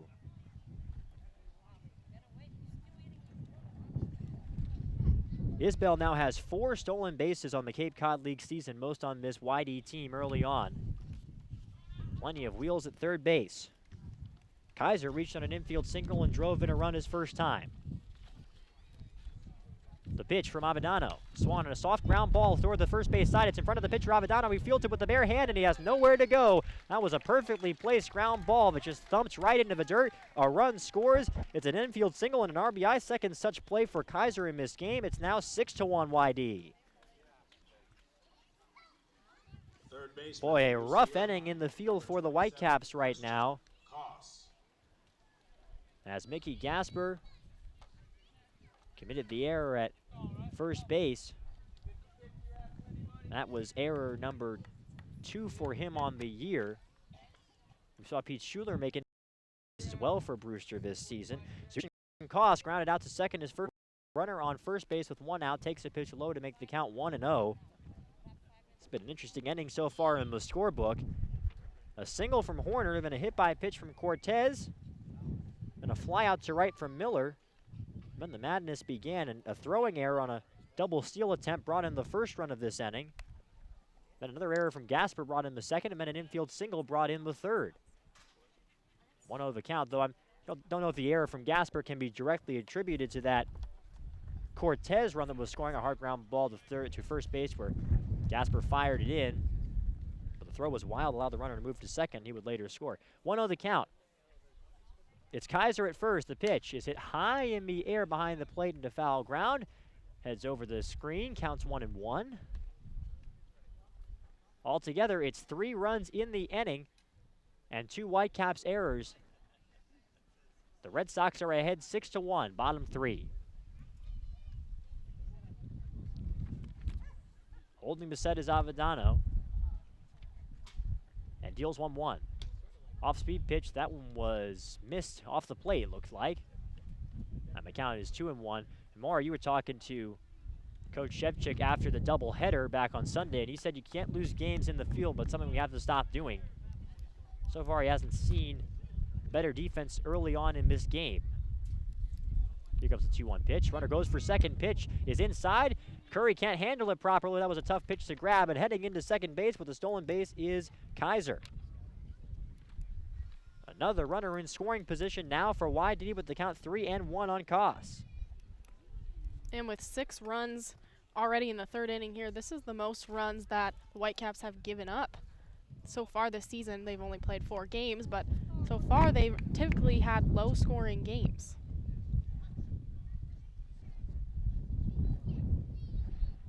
Four stolen bases and 1 caught stealing for YD in this contest. 3-1 the count. The pitch to the righty is up high for ball 4. It's 2 on and 1 out. Still just 1 man out in this inning. That was the fly ball from Luke Miller out to right field. And it's first and second. And now with Carter Ferris digging in, it's pretty much a carbon copy of what Scott Pickler and his YD Red Sox team faced earlier in this inning. 2 on, 1 out. At the time, it was Isbell at the plate. They sent both runners, and it led to a run. We'll see what they do here with the 8-hitter Ferris at the plate. He grounded out to short his first time up. The pitch. It's an off-speed pitch taken for a strike up at the letters, and the count is 0-1 as Avellano is able to get strike 1 there. A lengthy third inning, though this is just the 7th hitter. It feels like more for the Red Sox. Some long at-bats all game from Avellano in terms of pitches. 0-1 is the count. 6-1 Red Sox. Spinning around and checking the runner at second base, Kaiser, is Avellano. For Kaiser, that was his first stolen base on the Cape this year. As he dances off and runs for third base, they're sending him a double steal again. The pitch is in the dirt. Curry couldn't pick it up properly, and it's at second and third on a double steal. So Kaiser gets a pair of stolen bases in this trip around the base paths. Koss gets a stolen base of his own. That's his first of the Cape season, and 2 runners in scoring position now.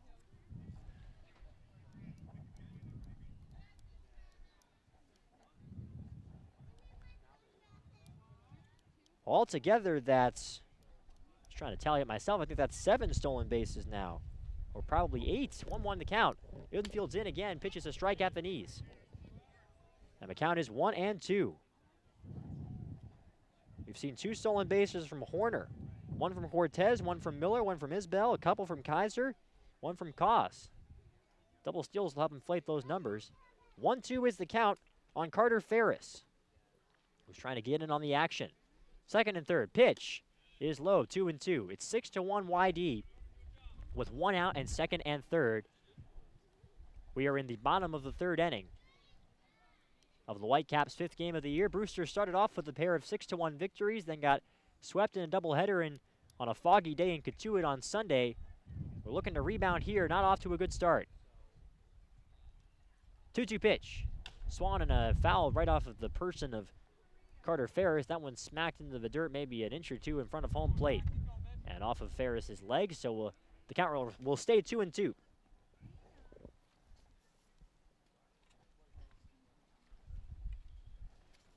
Ferris out of Alabama Birmingham, rising junior from Trussville, Alabama. Hit .308 with a .381 on-base percentage this past spring. Waiting on a 2-2 pitch. Here it comes. Breaking ball low, and the count is 3-2. So Ferris, after hitting a first pitch ground ball his first time up, has now worked the count full against Avedano. Second and third and 1 out. YD running to their heart's content at the moment, leading 6-1. Here comes a 3-2 pitch. It's a breaking ball, just missed outside, and the bases are loaded with 1 out.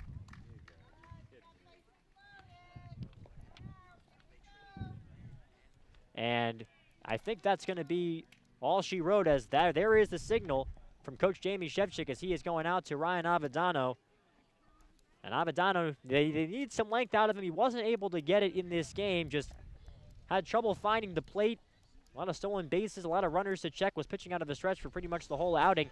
And he will leave after giving up 6 runs, with leaving the bases loaded here with 1 out in the third. We'll tell you who they're bringing on. They're going to a righty right after this. You're listening to Brewster Whitecaps Baseball at 6-1 YD.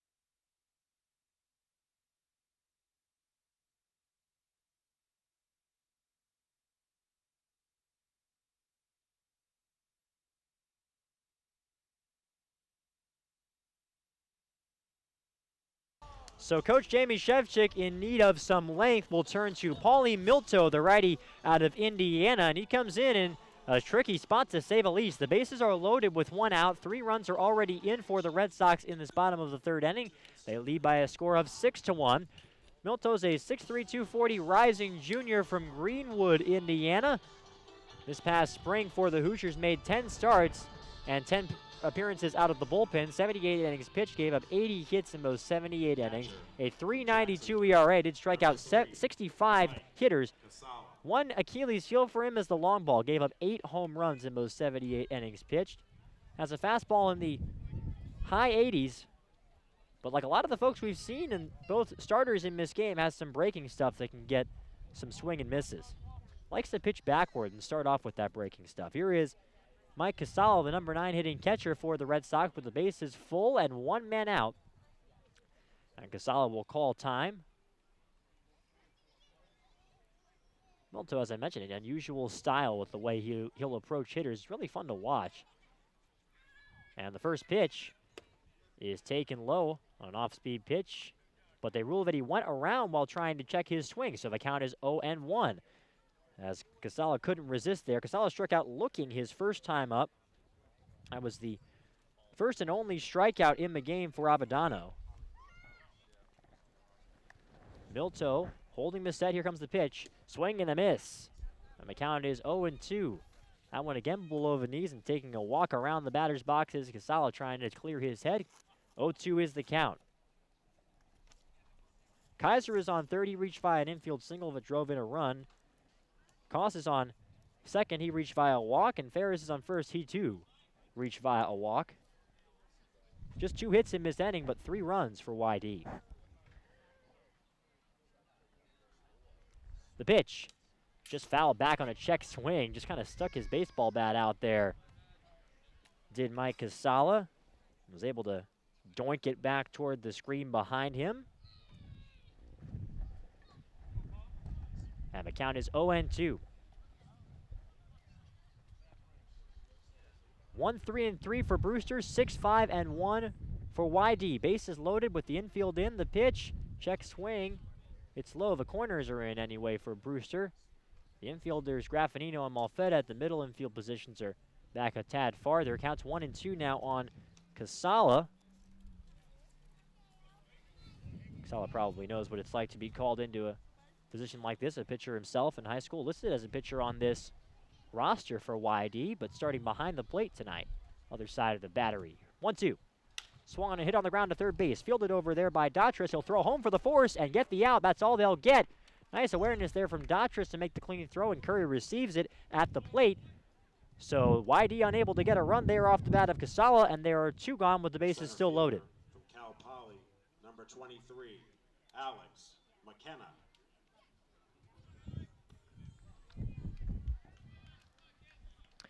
And now it's time for the ninth hitter in this inning. So they've batted around, have the Red Sox. It's Alex McKenna. McKenna is 2 for 2 on the day, but he's the one YD Red Sox that's had a day to forget on the base path. He's been picked off twice.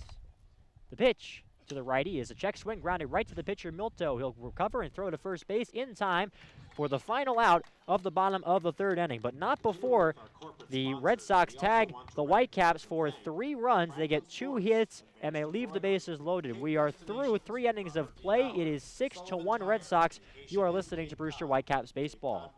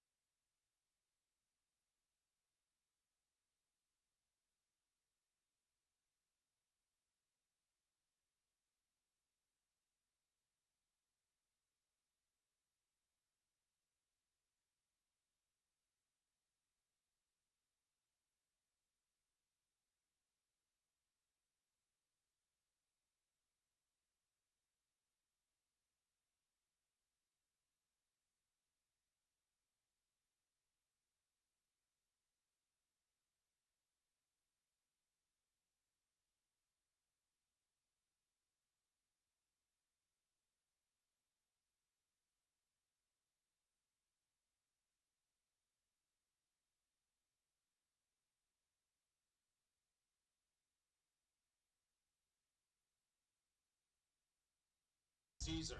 Welcome back to Red Wilson Field. Cesar Trejo up for the Whitecaps against Hogan Harris. Trejo struck out in his first at-bat for the Whitecaps. The first pitch from Harris, a pop-up right on the right field, going deep, and it's caught. So Trejo pops up onto the first one out. The right fielder from West Virginia. In the top of the 4th inning. 6-1 Whitey lead right now. Dunkin' Donuts and the Cape Cod Baseball League want to keep players and fans running both on and off the field all season long. Celebrate the summer of coffee at your local Dunkin' Donuts with their latest flavor lineup, including butter pecan, coconut cream pie, and s'mores. First pitch from Harris to number 31, Darius Hill. He's batting 7th in the lineup. Grounded out twice today. 0-1 count from Harris. Second pitch coming. It's low. That's a ball. 1-1. Really liking the motion here from Harris in this game. Looks so composed. Looks like he's just playing catch out there. Third pitch is a strike. It's an 0-2 count. A lot of breaking balls from the Region Cajun.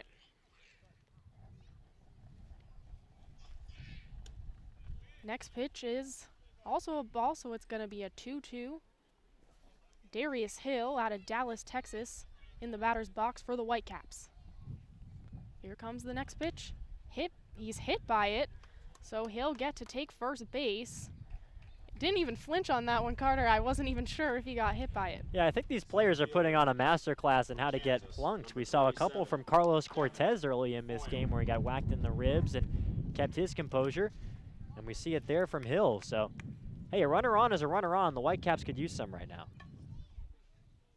So Hill takes first. Now Devin Foyle up, number 27 for the Whitecaps. First pitch from Harris is a strike. No swing from Foyle. A big lead for YD right now in the top of the fourth, 6-1. Second pitch from Harris. Foyle just whiffs that one, so 2 strikes, 0-2 count.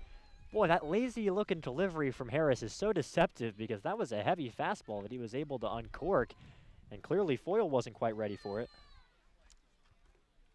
Third pitch coming, and that's a high ball. 1-2 count here for Harris. Devin Foyle, number 27 for the Whitecaps. He walked on his one at-bat today. Harris keeping an eye on Hill at first, but the pitch is going to be another ball. 2-2 count.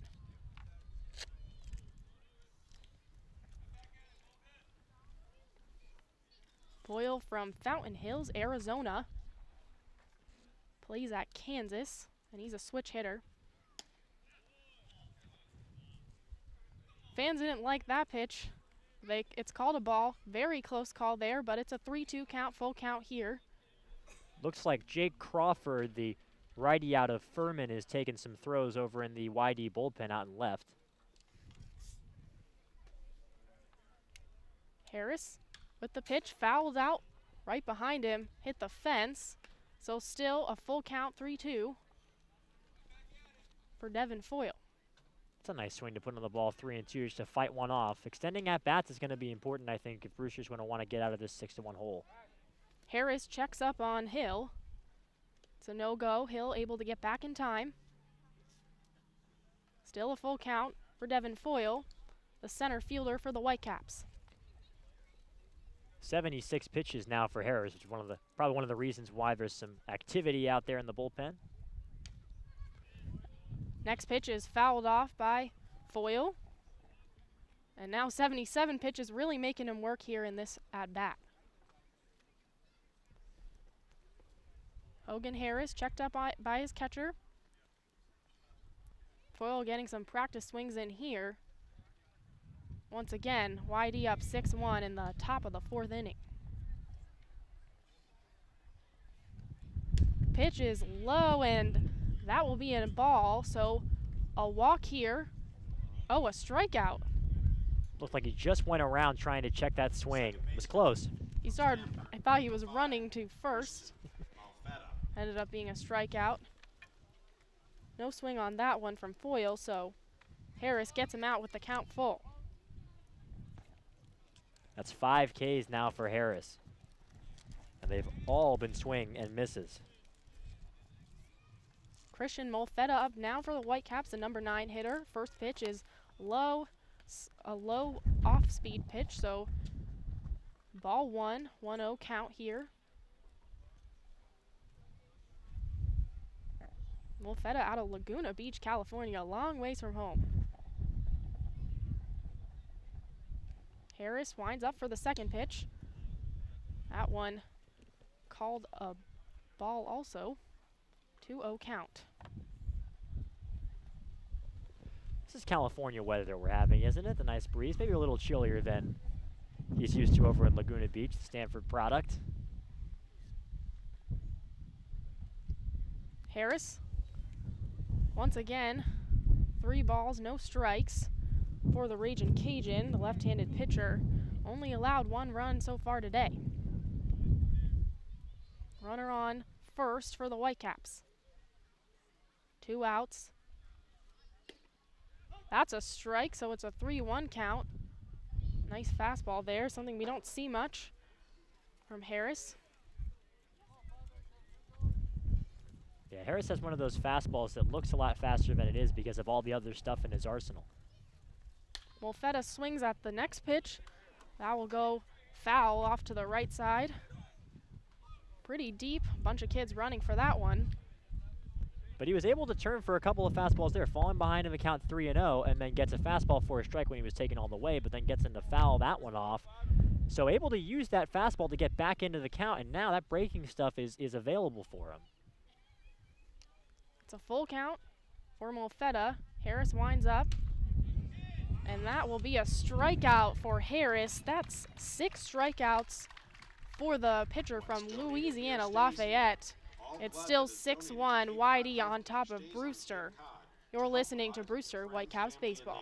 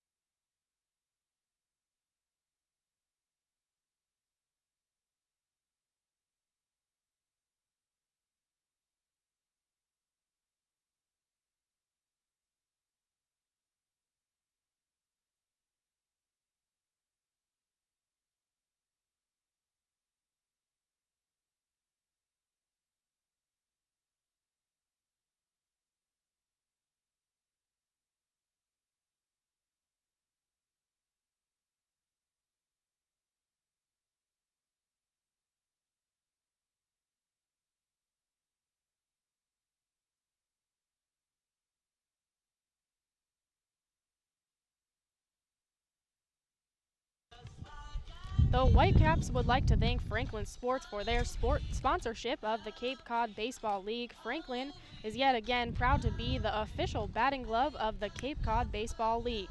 Throughout the summer, all 10 Cape League teams are wearing their own custom team batting gloves, courtesy of Franklin Sports. To order your favorite team's design or to create your own, visit franklinsports.com custom.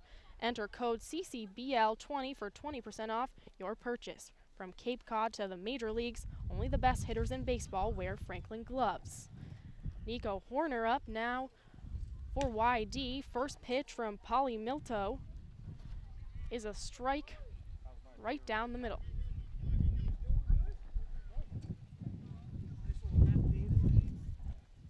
Horner out of Stanford. Fouls one right off the third base line. Just barely goes out. Boy, the wind is starting to really whip here. That American flag out in left center is getting a workout. It's going straight out right now. Horner has a double and a single today. Teammates with Christian Molfetta of the Whitecaps at Stanford. Milto with the release. A high shot out to right field, and that will drop in for Horner. And it's a 4-bagger. Horner. It was a terrific catch out there in right field. It's real tough to see from our vantage point because we've got the Whitecaps dugout right in front of us, but through the maze of netting over here, a terrific play by Hill. He laid out full extension toward the right field foul line to make that grab. A terrific play.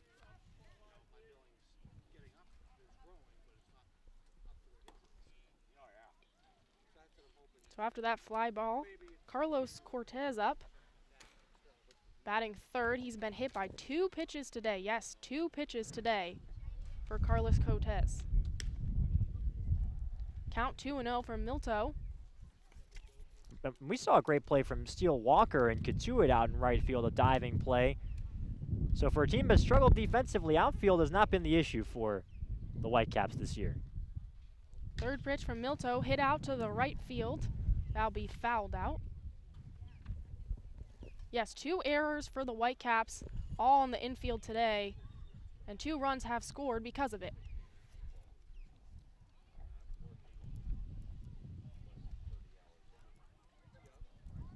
Two-one count to Cortez. A swing and a miss, so now a 2-2 count. Here in the bottom of the 4th inning, YD up big, 6-1, a lot of cushion for them right now. Cortez SEC all-freshman team and SEC all-tourney team this year, really racking up the accolades in his first year as a Gamecock. Next pitch is fouled out by Cortez. Right behind him. Yeah, Cortez had a ton of hype heading into the SEC season for the Gamecocks, and I don't think anybody thought that he would live up to it as much as he did this season. Had to earn a starting job out of camp and really excelled. Milto with the release. Cortez high to center, and it's out of here. This one truly is a home run, Carter.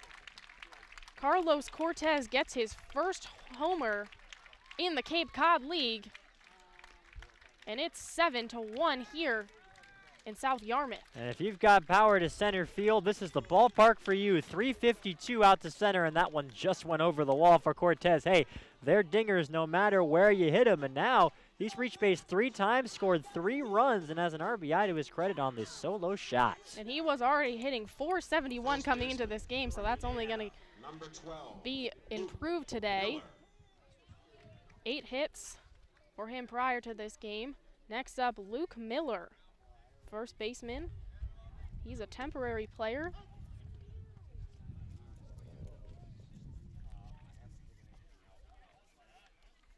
First pitch to him by Milto, called a ball. 1 out and 1 homer. We just saw a homer from Carlos Cortez. It's 7-1 here in this Whitey Brewster matchup. Whitey on top. Strike 2 from Milto. It's an 0-2 count. Third pitch is a strike, whiffed by Miller. So that's a strikeout for Milto, the first one of the day. Urgent care is now available at 4 Cape Cod healthcare locations in Hyannis, Falmouth, Sandwich, and Harwich. It's open after hours and weekends and staffed by ER physicians. Expert care when you need it. Learn more at capecodhealth.org/urgent care. 2 outs, no runners on, but a run scored off a homer from Carlos Cortez. Now up Kyle Isabel, right fielder. He had a sac fly and then an error that got him on base off of a wild throw from Mickey Gasper. It's a 1-1 count from Milto. Isbell played for UNLV, also a long way from home, batted .290 this year. He'll ground one right to Mickey Gasper, who will just jog him to the first base, and that will do it for the 4th inning. A homer from Carlos Cortez makes it 7-1. You're listening to Brewster Whitecaps Baseball.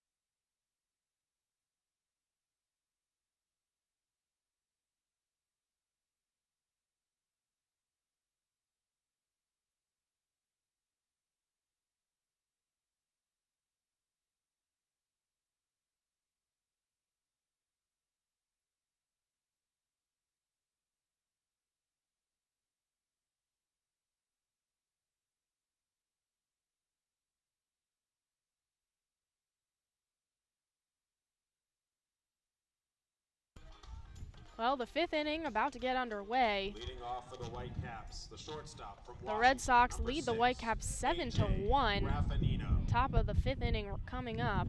AJ Graffinino up for the Whitecaps, the leadoff hitter. A new pitcher in too for YD. Jake Crawford. He sometimes plays third base, sometimes pitches, but he's pitching right now. First pitch from Crawford is a ball. Off-speed pitch, didn't quite bite. Yeah, so YD's got a listed pitcher catching and a listed infielder pitching in this game right now. Second pitch hit well by Graffinino, and it will drop. So Graffinino will get all the way to second. That's a double. He's already had 2 singles today, and now add a double to that one. The leadoff hitter. Just what you want from your leadoff hitter, right? To get a nice piece of hitting. Send that one out there to right field. The Whitecaps obviously trying to dig out of a hole. Getting the leadoff runner on is so helpful in a situation like that. And now Mickey Gasper, number 9, a second hitter in this lineup for the Whitecaps. He struck out and had a single today, which resulted in a runner coming home. A lone run for the Whitecaps.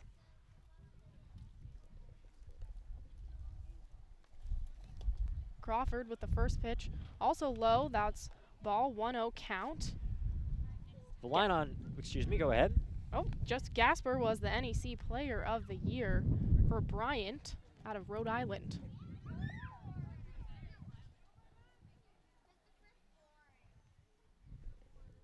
Second pitch from Crawford, another ball, 2-0.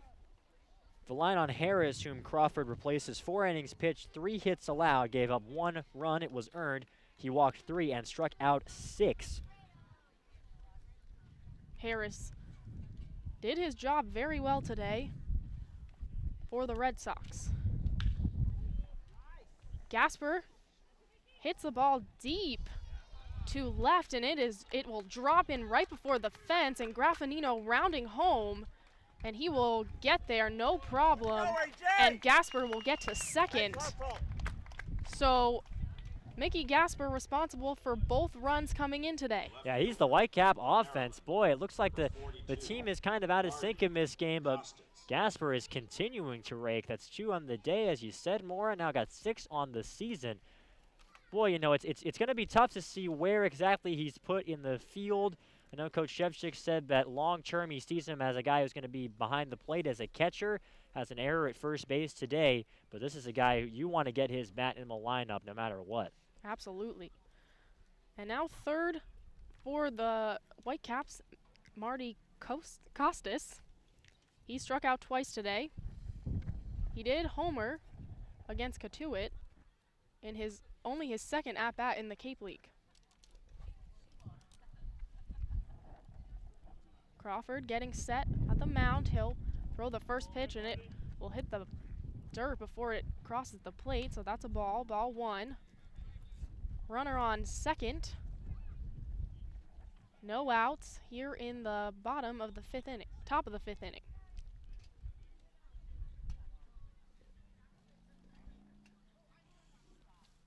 With the second pitch, that's another low ball, so it's 2-0 to Costas.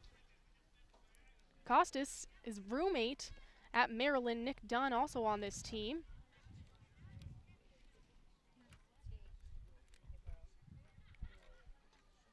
Pitching coach now coming out to talk to Crawford a little bit.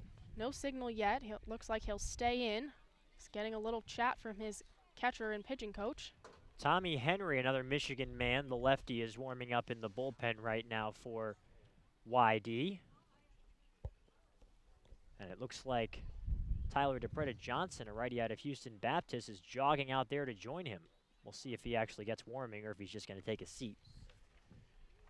Crawford still in on the mound for the Red Sox. Catcher back in his place.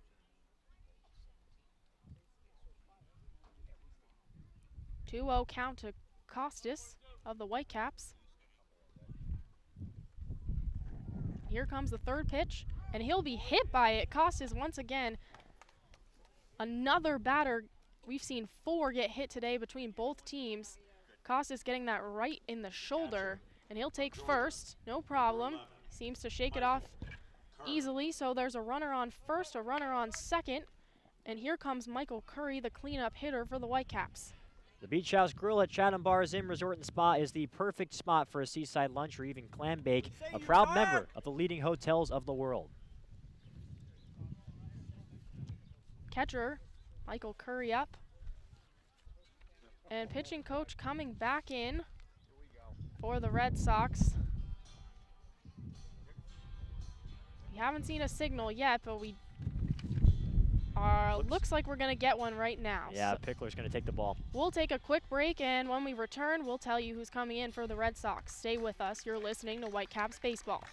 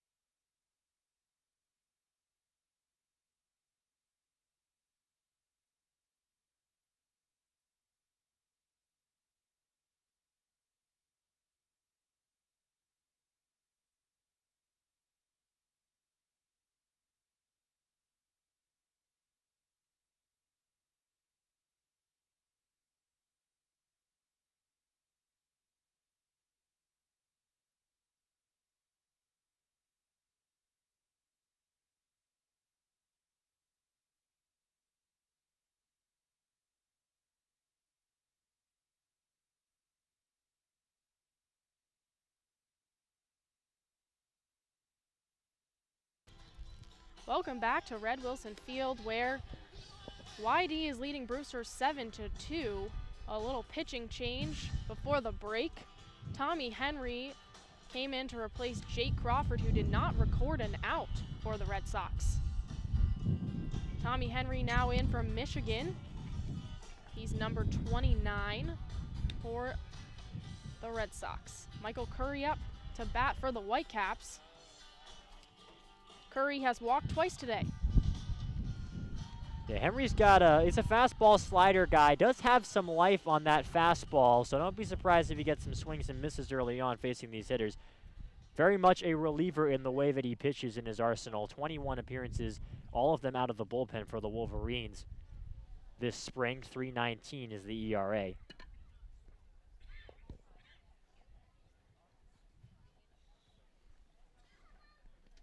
Henry releases on his first pitch, and that one's low and out. Ball number 1. It's a 1-0 count to Curry. And I talk about fastball slider. He throws the first pitch curveball. 1-0.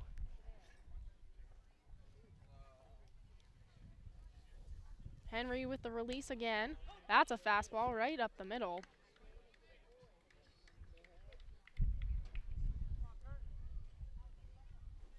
As I mentioned, Curry has walked twice today, but was left stranded both times.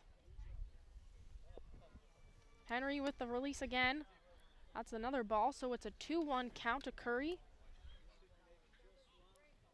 Put together Avadano's line for you during the break. 2 2/3 innings, 5 hits, 6 runs. By my count, 4 were earned. 2 walks, 2 hit batters, and 1 K. Curry pops one up to the right field. Looks like the center fielder, McKenna's gonna pick that one up. Nobody moves. Still a runner on first, a runner on second, and 1 out here in the top of the 5th inning. And I'll correct that. It's 3 earned for Avadano, so half of his 6 runs allowed were earned. A couple of miscues in the field, 3 errors on the day for Brewster. Kyle Daughtris up now for the Whitecaps. He hails from Williamsport, Pennsylvania, the place of the Little League World Series. Henry throws the first pitch low again. That's ball 1. 1-0 count to Daughtris. That's always one of my favorite things on the baseball calendar, isn't it? It really is the best. Best thing, I have to say. It's just so fun to watch. And the kids are so good. 1-0 count to Daughtris right now. Release on the second pitch.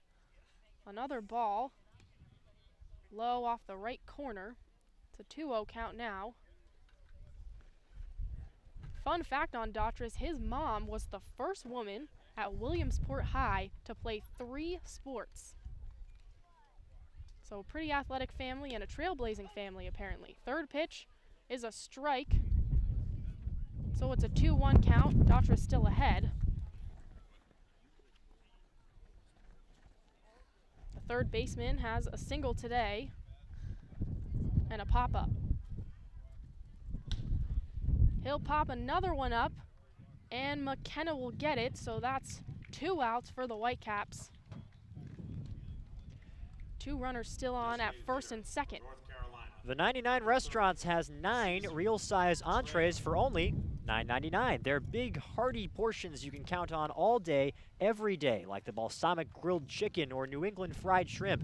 The 99 Restaurants, proud sponsor of the Cape Cod League. Cesar Trejo, the designated hitter, up now for the Whitecaps. Henry winds up, first pitch low. That seems to be what I've said every time. 1-0 count. That's a good point that he's been missing on those first pitches. Trejo, a rising junior out of UNC Greensboro. Batted .280. Second pitch low, 2-0 count. Runners still on first and second. Haven't seen any movement from them in a while. 2 outs here in the top of the 5th inning. Whitecaps trying to come back. They're down 7-2 to the Red Sox right now. Henry winds up. Another low pitch, so it's a 3-0 count.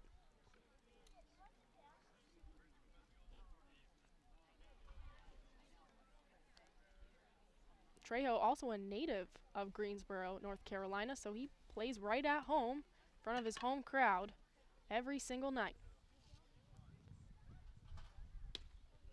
First strike there for Henry. It's a 3-1 count. He's still well behind. Trejo just took that one, no swing there from the designated hitter. Henry keep an eye on the base runners. Trejo hits that one, line drive right up the left field side, and he'll move the runners along. Now bases loaded, first, second, and third for the Whitecaps. 2 outs here, and we've seen this story before. That's true. They've had a lot of situations. We saw it earlier in this game. They left the bases loaded in the third. That was a situation where he just hit the ball too hard. I mean, that landed right in front of Cortez and left on a rope, and that meant that they couldn't score on the play. So big spot here for Darius Hill. Made a great grab in right field. Now he's got to come through for him at the plate. First pitch from Henry. Hill will just take it. That's a low ball. 1-0 count. Bases loaded, as we mentioned.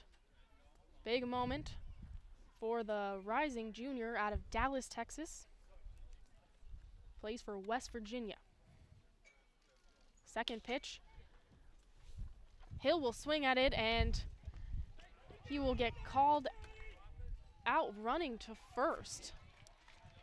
A bit of a close call there, but he will be out. So once again, the Whitecaps lead 3 on. It's still 7-2, Whitey up on Brewster. You're listening to Whitecaps Baseball.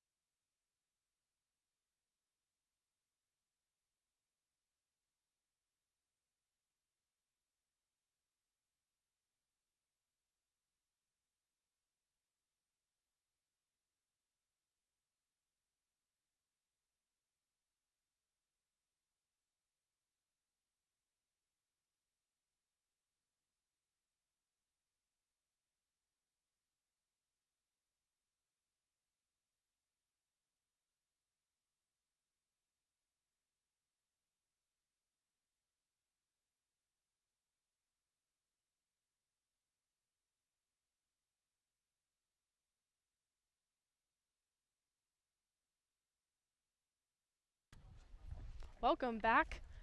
The Whitecaps down 7-2 to YD right now. For the Red Sox, the shortstop for Vanderbilt. Shortstop Connor Kaiser leading off for the Red Sox. He's from Overland Park, Kansas. Paulie Milto still at the mound for Brewster.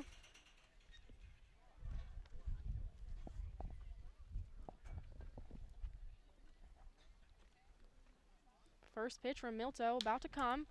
A swing there from Kaiser. Now he'll foul that off deep off the right field line. 0-1 count.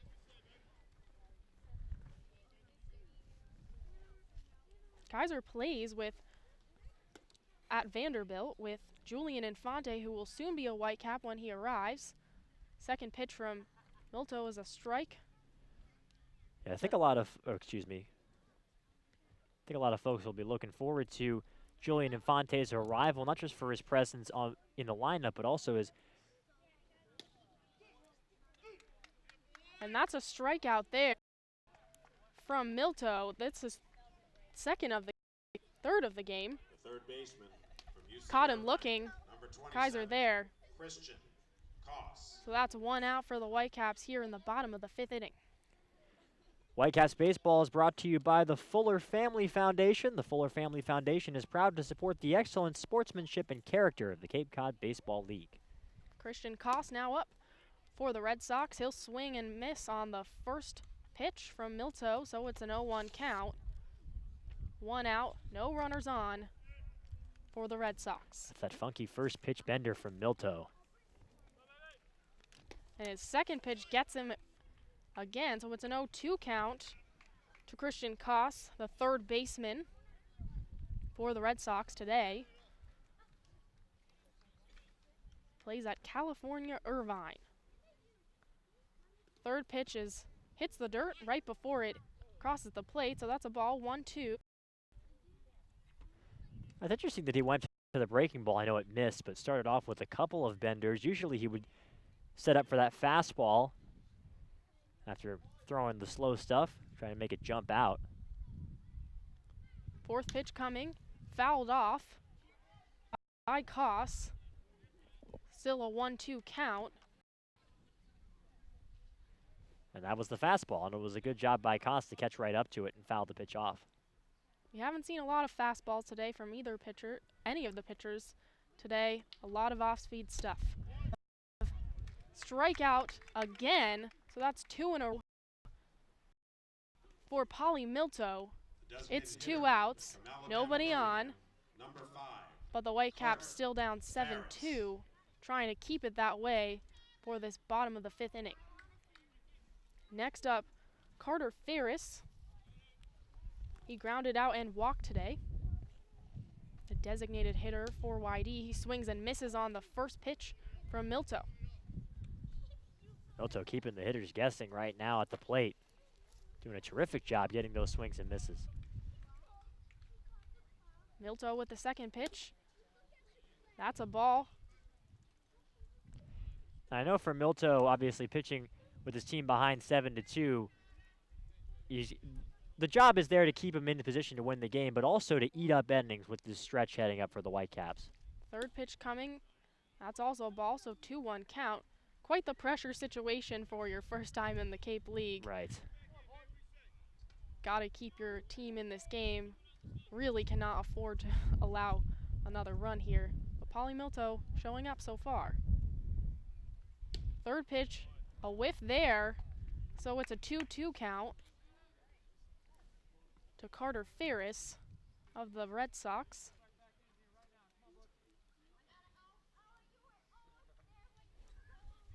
Milto winds up. A little chopper down to the shortstop, Graffinino, and he'll pass it to Mickey Gasper, and they will call him safe. Carter Ferris showing some wheels there. Still 2 outs, and now a runner on first. That's still a great play there from Graffinino. I know he was, he's had no errors on him for the season. That was a terrific play just to get that. That was a slow dribbler toward the left side. Came up with that quick sidearm throw after fielding it with the bare hand. Came very, very close. Michael Casala up now for the Red Sox. He's the 9th batter in this lineup. He's played in 2 games. He has a run and 2 hits so far in his short tenure in the Cape League. 0-1 off a strike in the first pitch from Milto. Second pitch coming. That will be a ball. 1-1 count. Runner on first. 2 outs in the bottom of the 5th inning. I really like watching pitchers like Paulie Milto. We got a strikeout on the fastball, a strikeout on the breaking ball, and then just there dropped in a curveball for strike number 1. Third pitch on its way. A swing and a miss from Casala. So it's a 1-2 count to the rising junior from St. Augustine, Florida. He plays for Jacksonville University.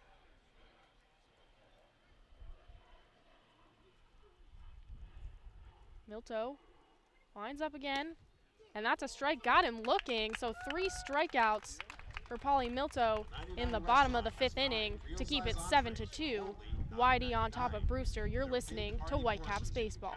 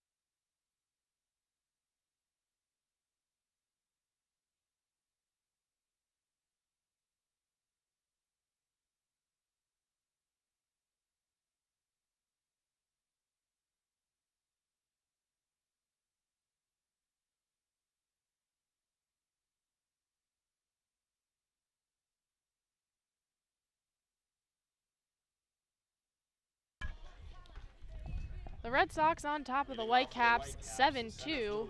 Leading off for the Whitecaps is going to be Devin Foyle, number 27, center fielder today. He has walked and struck out in this matchup tonight.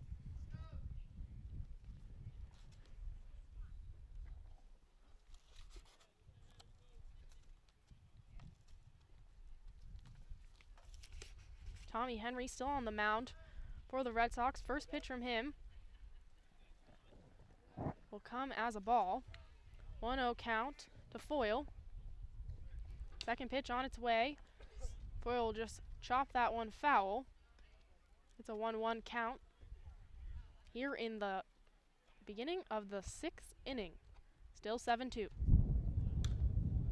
Third pitch is also fouled out. That one high behind the plate, just past the press box. So it's a 1-2 count to Devin Foyle. Henry on the release.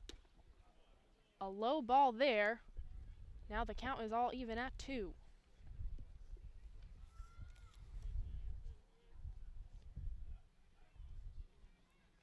Another release and another foul.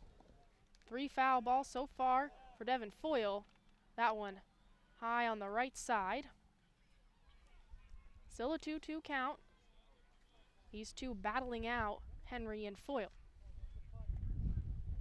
Henry and Foyle will hit the ball right on in center field and get to first.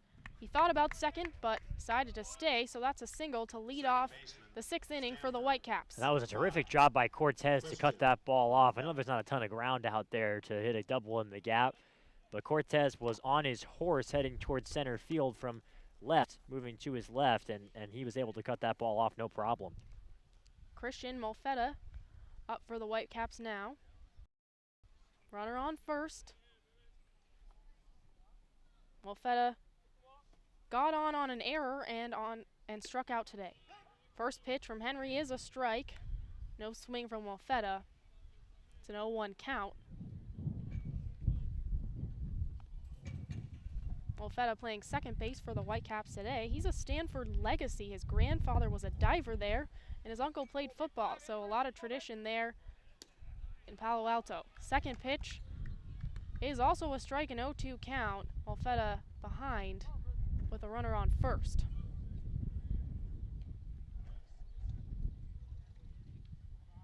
Henry getting set now on the mound for the Red Sox. He's looking at first. And third pitch is a ball, 1-2 count.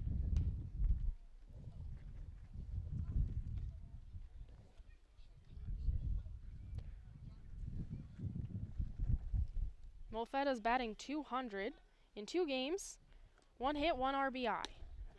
Next pitch is also a ball, so the count is all even.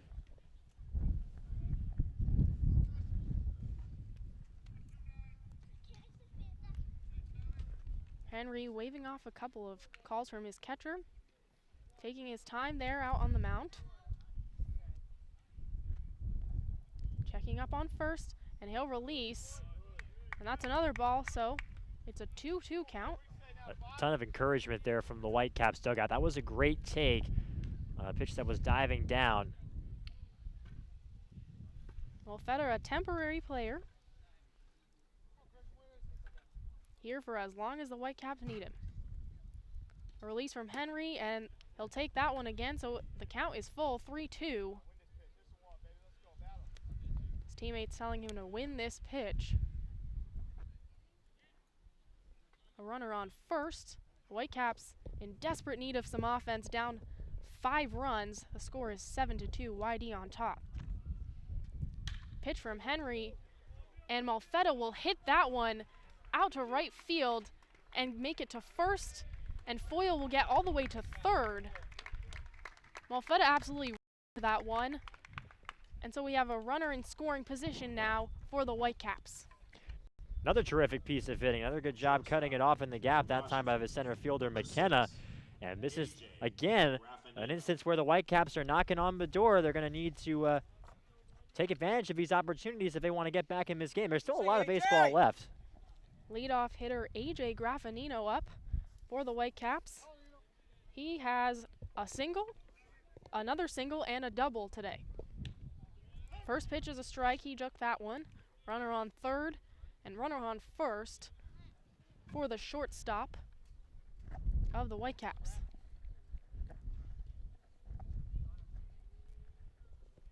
Second pitch on its way from Henry, and it will be low.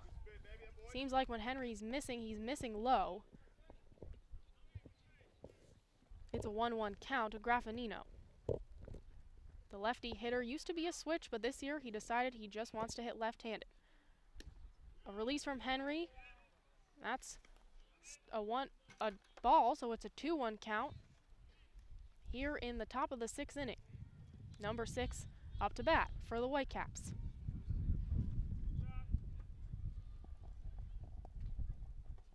Henry taking his time on the mound, releases now.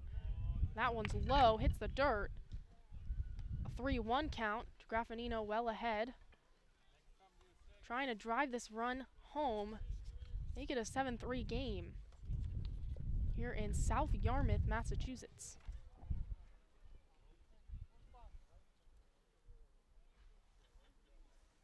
Henry releases. That one's close, and it's a strike. So the count is now full. A lot of pitches on this in this inning thrown by Henry. We've talked a lot about how both of these guys have got good breaking balls, but they've both been able to count on their fastballs when they need strikes, like right there. And that next pitch will be a walk, so bases loaded, but this time no outs. We've seen the bases loaded before, but with 2 outs.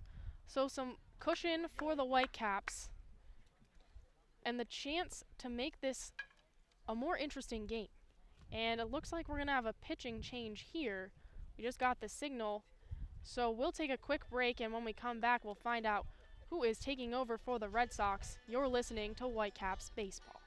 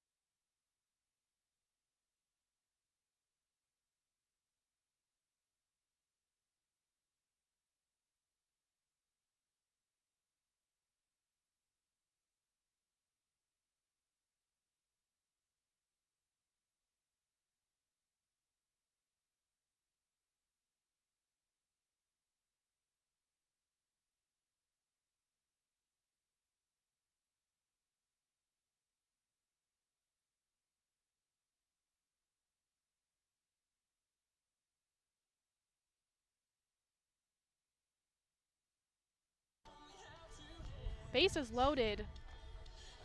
The Red Sox on top of the Whitecaps 7-2. But the bases are loaded here, and we have a pitching change, but there's going to be some changes to the Whitecaps roster coming up. Our sideline reporter Aiden Doyle has more for us. Thanks, Maura. As we've all seen, the roster has been rather fluid over the last week or so, but Coach Jamie Shevchik let me in on a few upcoming roster additions. Julian Infante out of Vanderbilt, who is participating in this year's TD Ameritrade College Home Run Derby, is expected to join the Whitecaps after that's over on July 1st. And Davis Daniel, right-handed pitcher out of Auburn University, is expected to join the team on Saturday and make his first appearance for Brewster on Sunday. Back to you guys. Thanks, Aiden. Tanner Graham taking the mound for the Red Sox. Hails from UAB. First pitch to Mickey Gasper is a ball, so Gasper up now in a very interesting position. Bases loaded. He struck out today, but he has 2 RBIs on the day. Just the guy you want up. Pitch number 2 is a strike, 1-1. Graham gets his first strike of the night. He's already pitched for the Red Sox. 1 inning, he allowed 1 hit and struck out 1.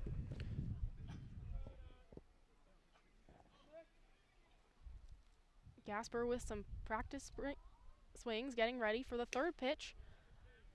That one's out, high and out. 2-1 count right now to the Whitecaps first baseman, traditionally a catcher, but he's playing first baseman for the Whitecaps. Graham with the release, and that one's a strike. A 2-2 even count right now, bases loaded. Whitey on top of Brewster 7-2. This is a crucial inning right now with no outs right now for the Whitecaps. Such a big spot here for Gasper. He's driven in the 2 runs for Brewster, so it feels kind of unfair. Pitch is low and out from Graham, so it's a full count right now. They're keeping us waiting here, 3-2. No outs. Again, bases loaded.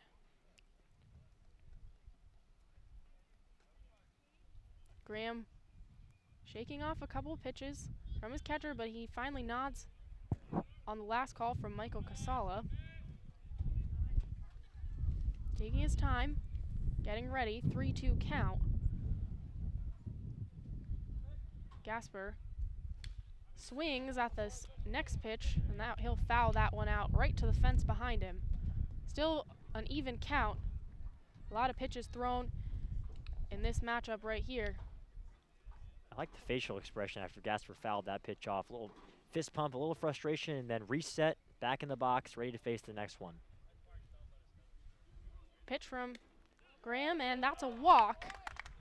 So that will force AJ Foyle home.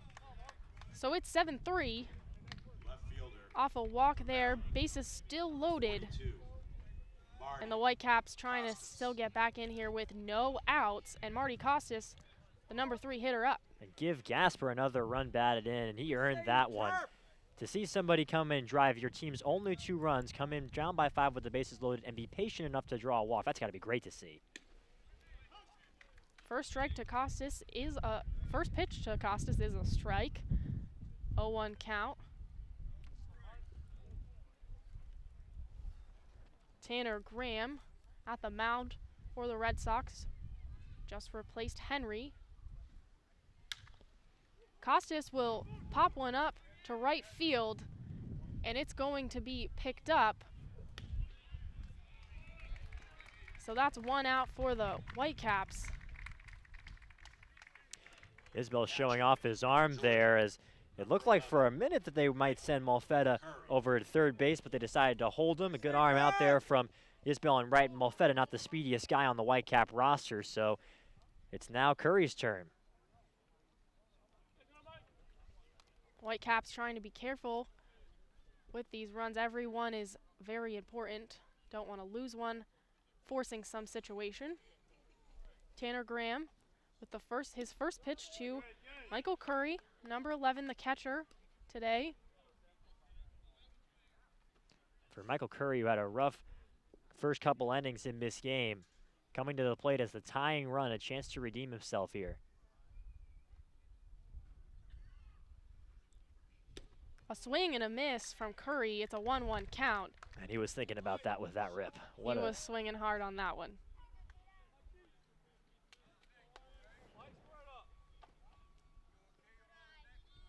Curry taking his time at the plate. Bases loaded. Top of the 6th inning. We've already seen 1 run come in today. Second pitch is a ball, 2-1. His teammates telling him good eye.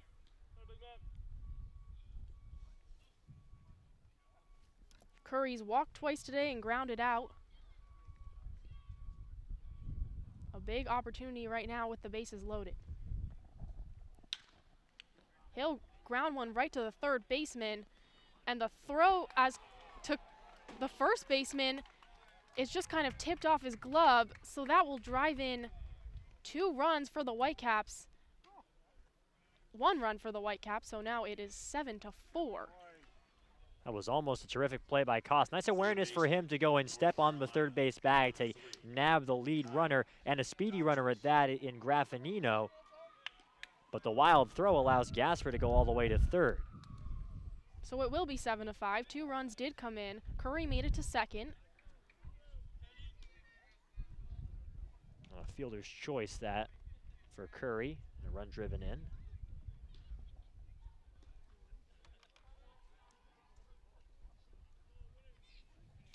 Kyle Daughtris up now for the Whitecaps. Runners on second and third. I know Brewster hasn't gotten the big hit in this inning, but they have been able to plate 2 runs after loading the bases with nobody out. That's always what you're shooting for when you get into that situation. And despite not having really broken it open, as it were, they have done that. Pitch from Graham is a strike. Kyle Daughtris has made it to first, but 2 pop-ups today. No 1 count to him right now. Runners on second and third for the Whitecaps. Ball 1 from Graham there on the second pitch, so it's a 1-1 count. Graham not really being used to being thrown into situations like this as a reliever. Just 4 relief appearances in 11 games for UAB this spring. He's already allowed 2 runs, 7-4. Whitey leads Brewster. Daughtris will foul that one left. A little chopper up the left side goes out of bounds. 1-2 count to the UNC product.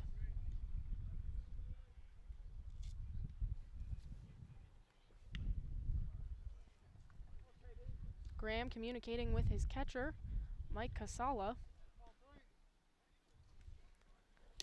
Pitch is low and a ball there. So it's a 2-2 count, even count. A 3-2 count, excuse me, full count. Runners on second and third.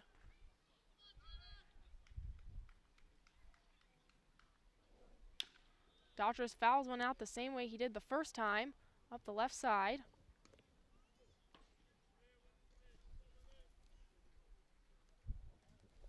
Dodgers really making Graham work on this one. Fouled out a couple. It's a full count right now. And there is a righty warming for YD as Carl Blum, out of Duke is warming.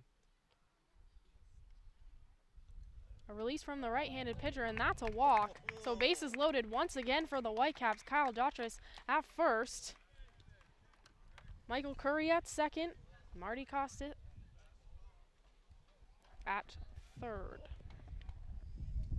Designated hitter, North Carolina, number 30. Next Caesar up is Cesar Trejo. For the Whitecaps, he's the designated hitter. Gotta say, I was looking into the dugout at Scott Pickler there, decided to leave Tanner Graham in this big spot with the bases again loaded. And now the tying run on first place and the go-ahead run at the plate in Trejo. First pitch from Graham is high, and that's a ball, 1-0. 2 outs for the Whitecaps, but bases loaded. Said this a lot today, and a lot in other games. Seems to be a situation the Whitecaps have gotten into often. Second pitch is low. It's a 2-0 count. Cesar Trejo ahead.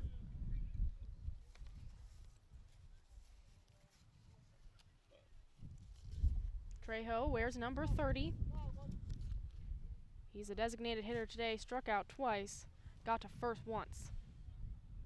Release from Graham, that's a strike, first one of this matchup. It's a 2-1 count. Needed that, painted the corner. Never want to fall behind 3-0, obviously, with the bases juiced.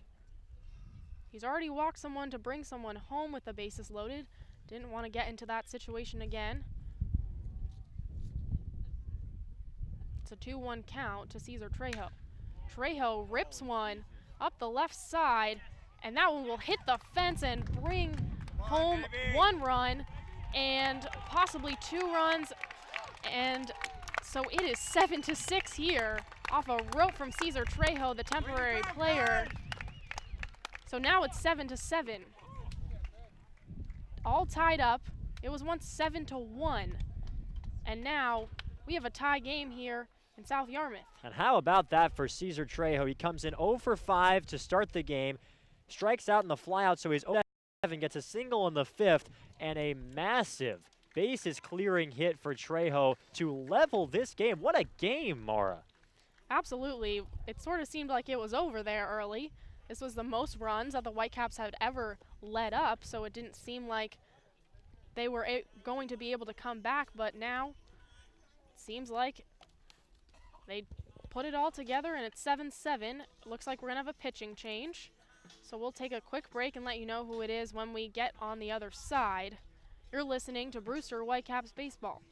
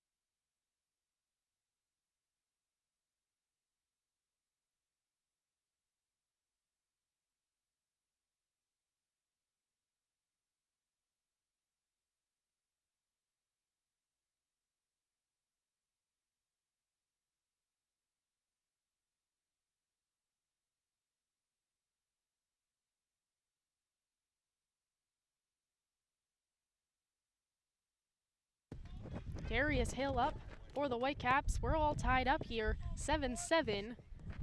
Whitecaps were once down 7-1, but the offense has really just come alive here in the 6th inning. 5 runs alone here to make this a tie game. Darius Hill up for the Whitecaps, number 31, batting 7th in the order. Takes a ball on his first pitch from new pitcher Carl Plum. He's from Rutgers, right-handed pitcher. Taking the mound for YD. Second pitch on its way, a swing and a miss from Hill. It's a 1-1 count. 2 outs here, a runner on second. Cesar Trejo, he just drove in 3. Cleared the bases on an absolute rope to left center. A checkup from Blum on Trejo as he was getting a little far from second base there. 0-2 count, 2 outs. Darius Hill at the plate for the Whitecaps. Pitch on its way. Now it's a 1-2 count. That one was low. Wind really picking up here. Our papers are flying. Losing a lot of prep work I did. That's okay. This game is too interesting. A swing from Hill on this next pitch, and that one will foul out. Just a little blooper behind the plate. It's a 1-2 count.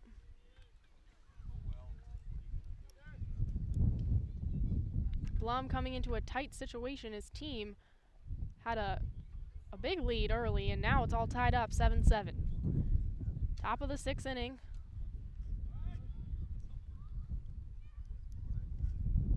Just looking over at Trejo. Again, he's kind of going back and forth, trying to get a heavy lead there on second.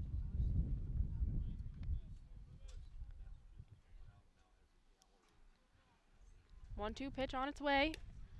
And that one will be a ball, so now it's even count, 2-2. Runner on second with a potential winning or game-winning run on second.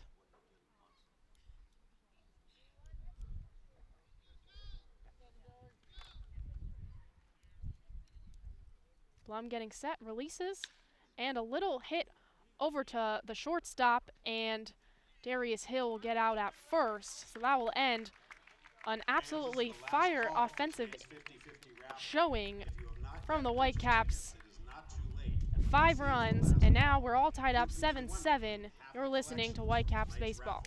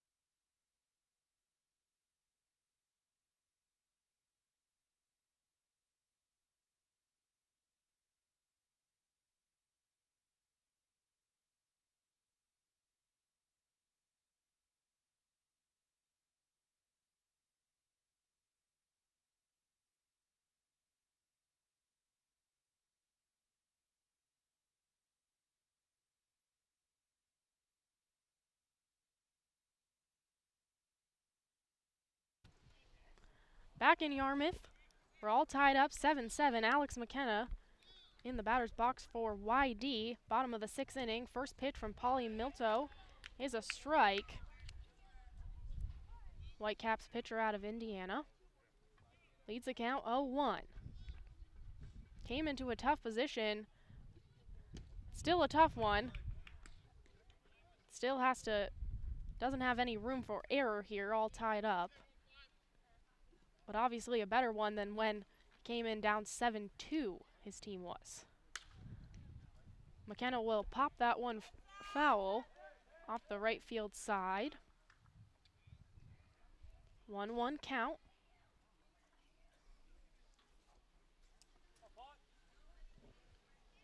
McKenna has a double, a single, and he grounded out for his 3 at-bats today. 4th one. The count is 1-2. A strike there, 2-2. A ball there from Polly Milto. Tell you what, a lot of the Whitecaps offense is going to get a lot of credit for this comeback, but Milto deserves a lot too to keep the Red Sox where they are. McKenna grounds one to shortstop Graffino, who dishes it out to Mickey Gasper for out 1. Second baseman from Stanford, number 4, Nico. Nico Horner up now, the second baseman for YD. 1 out in the bottom of the 6th inning. All tied up at 7. No runners on. Nico Horner, he has a double, a single, and a fly ball today.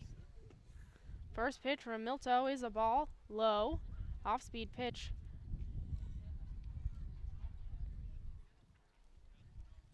Horner wears number 4. A strike there from Polly Milto, so it's a 1-1 count.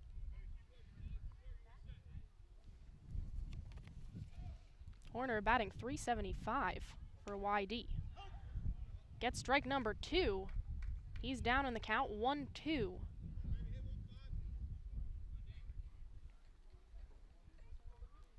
Milto with the release, and a high hit to the left side, drops in for Horner, and Horner will get all the way to second. That's a double for Nico Horner, the second baseman. 1 out and a runner on second. Some overdue pitching lines for you in that 6th inning. Henry went 1 inning pitched, 3 hits, gave up 2 runs, both of them earned, 1 walk, didn't strike anybody out. Graham went 2/3 of an inning. He gave up 3 runs, all earned. On just the 1 hit, the double by Trejo, walked 2 and did not strike out a batter. The go-ahead run at second right now for YD. Carlos Cortez up for the Red Sox. He's been hit by 2 pitches today and also had a home run. This is a tough guy to have up at bat right now. That Cortez home run is looming pretty large right now. That 4th inning blast, the only run surrendered by Milto in this game. If it weren't for that, the Whitecaps would be in the lead. 2-0 count to Cortez from Milto. 3rd pitch on its way, and that's a strike. 2-1 count. Nico Horner at second base, inching out a little. Milto checking up on him a little, swiveling his head, making sure he doesn't move. As we know, 8 stolen bases from YD today. 4th pitch on its way. That's good for a strike, even count right now. And Justin Coons is behind the plate now for the Whitecaps, which is good news in terms of holding off the running game. Has a terrific arm behind the plate, the catcher out of Gardner-Webb. 5th pitch on its way, fouled out behind the plate. Nick Dunn is also at second base for the Whitecaps. Couple of changes to a defense that made 2 errors today that cost 2 runs. Polly Milto with the 6th pitch release, and another foul ball up the left field, right into the trees behind the stadium.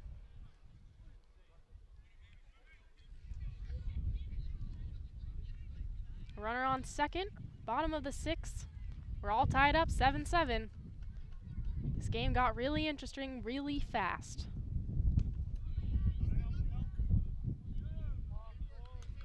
Three-two count now off a ball from Milto. Stop there from Kunz. Almost a chance to steal a base, but again, we know his arm behind the plate. So Horner thought otherwise. Milto will walk Cortez, and so now a runner on first, a runner on second. First baseman from Indiana, number 12. For Luke YD, Miller. up next, Luke Miller, first baseman. He has an RBI already today. He did strike out, though, at his last at-bat against Paulie Milto. Milto caught him looking last time.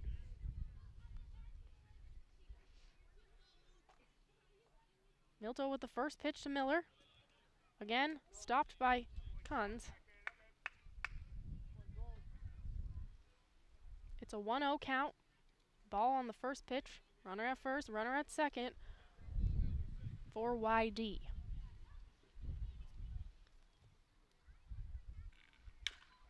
A little grounder out to third base. Runner out at third and a double play all the way to first. Gets two out of a jam.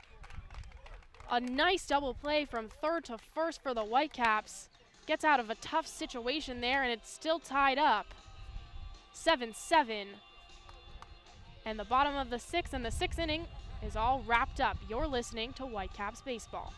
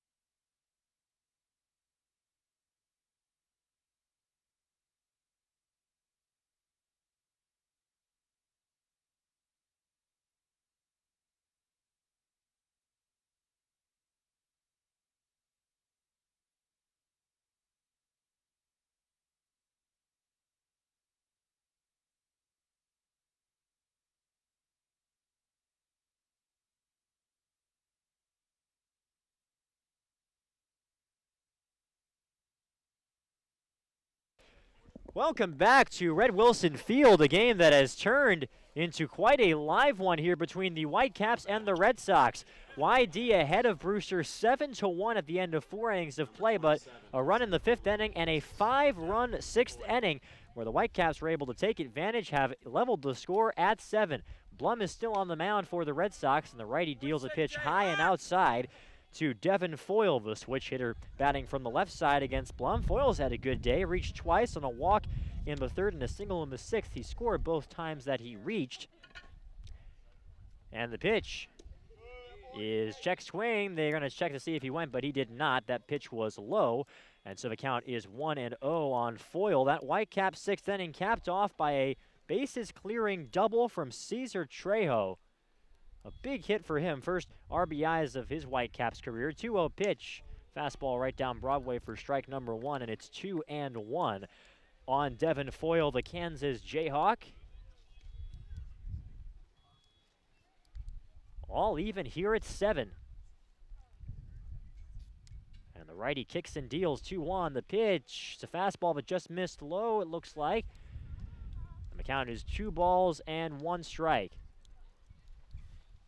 7-9-3 for Brewster, 7-8-1 for the Red Sox. The 3-1 pitch. Swung and hit well out toward the bullpen. Foul territory. Fans have to duck out of the way. And now the kids will scramble for the baseball. Everybody's all right. That was right down the left field line. A hot shot. Fans out there have to stay alert.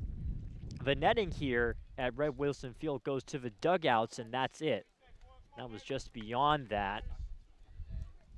Out down the left field line, foul ground. 3-1's the count on the lefty hitter Foyle. Hits it hard on the ground to the first base, fielded over there by the first baseman Miller. He'll step on the bag for the out. So a 3 unassisted starts the proceedings in the top of the 7th inning. Now playing third base, number 8, Tyler DePreta Johnson. Brewster, And behind the plate, they number 26, plated 5 runs in that 6th inning. We do have a couple of number 39 from defensive changes to tell you about. Cole Cottom is now behind the plate for the Red Sox, as Nick Dunn digs in from the left side. Dunn came in as a defensive replacement himself as he takes a strike to begin his at-bat. He's hitting him a 9 spot for Malfetta, who started the game as the second baseman. So this is Nick Dunn's first hacks of the game. Dunn on the Cape League season is 1-for-7. The pitch. Fastball misses inside. And the count is 1-1 on Nick Dunn. An experienced Whitecap, though. He did bat .331 last year when he played for the Whitecaps, so not someone you mind having in here. The pitch in there for strike number 2. That was right at the knees, a fastball. Well-located pitch there from Blum, the Blue Devil on the mound out of Duke. And the count 1-2 now on Dunn. And the 1-2 pitch on the way. Here it comes. Swan hit high and foul toward the left side, and that will head over the bullpen once again. Send a couple of players scrambling to get it. Looks like that was Beecham, the pitcher that wound up and grabbed the baseball. Taking the opportunity. Count remains 1-2. It's 7-7 here in the 7th. The pitch, swing and a miss on a ball in the dirt. Applying the tag to finish the strikeout is Cottom behind the dish. So Nick Dunn goes down on strikes. First strikeout of this game for Blum on the mound. And now it's back to the top of the Whitecap order and A.J. Graffinino. Come on, we see A.J. 6 runs, as I mentioned, in that 6th inning. Only 3 hits in the inning for the Whitecaps. He's left 9 runners on base total in this game. Pitch to the lefty Graffinino is a slow breaking ball that's taken high. The count is 1 ball and no strikes on A.J. A.J., to his credit today, has reached base all 4 times. He's got a single, a fielder's choice, a double, and a walk. He also scored a run in the 5th. The pitch is low, and the count is 1-2. Or 1-0, or 2-0, excuse me, on A.J. Graffinino, the shortstop for the Brewster Whitecaps in their lineup. Ooh, wind really picking up here. It's starting to get a little chilly, too. Losing things left and right over here. The pitch to Graffinino, check swing, and a pitch that missed. And he did not go around, so the count is now 3-0 on Graffinino. The wind is pretty much, as you mentioned, more blowing out. It's going out to straightaway left. Here comes the 3-0. Taken for a strike, a fastball. Looked like Graffinino was taking all the way there on that pitch. Blum out of Duke University has a brother of his that goes to Rutgers, which is why they announced him as Rutgers here incorrectly. 3-1 pitch is a breaking ball taken for a strike. And stepping away and turning away is Graffinino as he resets. Seen a lot of that from Whitecap hitters, especially at the top of the lineup with Graffinino and Gasper, who stands on deck here with the count 3-1. Resetting after calls they don't agree with and getting right back in. The count is full, excuse me, and here comes the payoff. Swan hit hard to right field. It gets down for a base hit. Graffinino is on for the 5th time in 5 trips tonight. And here comes Mickey Gasper with 2 away. The first baseman from Bryant, number 9. Mickey Gasper has had a terrific game. Already when he came up in that 6th inning, had a couple of RBI hits to his credit, a single in the 3rd and a double in the 5th inning to both drive in a run apiece. But I think his best at-bat of this game so far came in the 6th when he was able to draw a walk with the bases loaded. He came in, at that point they were trailing by 5. A big hit would have really helped them. The pitch is taken outside to begin Gasper's at-bat. But he didn't get a pitch to hit. He took a pitch high to draw the walk, a sign of a good hitter, a disciplined hitter. He drove in the run, and then later on, the big hit came from Trejo right when the Whitecaps needed it. Tied at 7, top 7. 1-0 pitch. Breaking ball dropped in for a strike. Count is 1-1 on Gasper. Well, Gasper's no stranger to tight situations. Already this season, he had the tying home run against Catuit. So, this is a guy that really embraces these kind of situations. He has been the go-to guy for Shevchik's lineup. 1-1 pitch, swing and a miss. Fastball was a little too fast for Gasper there, and the count is 1-2. Gasper, the switch hitter, hitting from the left side. We are tied at 7 here in the top of the 7th inning. It's twilight here at Red Wilson Field. No lights here in this stadium. 1-2 pitch. Runners going for second. The pitch is a ball. The throw down to second base is not in time. They just did not get Graffinino digging for second base. It was close. It was a short hop gloved over there by the shortstop Kaiser. And so Graffinino is now in scoring position with a stolen base. And now Gasper has a chance to drive him in. Counts 2-2 in a tie game. Holding Bissett is Blum the pitch. Swann fouled away. Just got a piece of that one, did Gasper. He was out in front of that breaking pitch. Was just able to stick his bat out and doink it foul toward the third base side. So the at-bat will continue. Graffinino, that was his second stolen base on the year for the Cape League season. Big gust of wind here that maybe Gasper could take advantage of.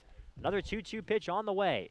Checked his swing, and pitch goes to the backstop. Gasper is digging for first base, and he's going to make it in there on a dropped third strike. Well, now we've seen everything tonight.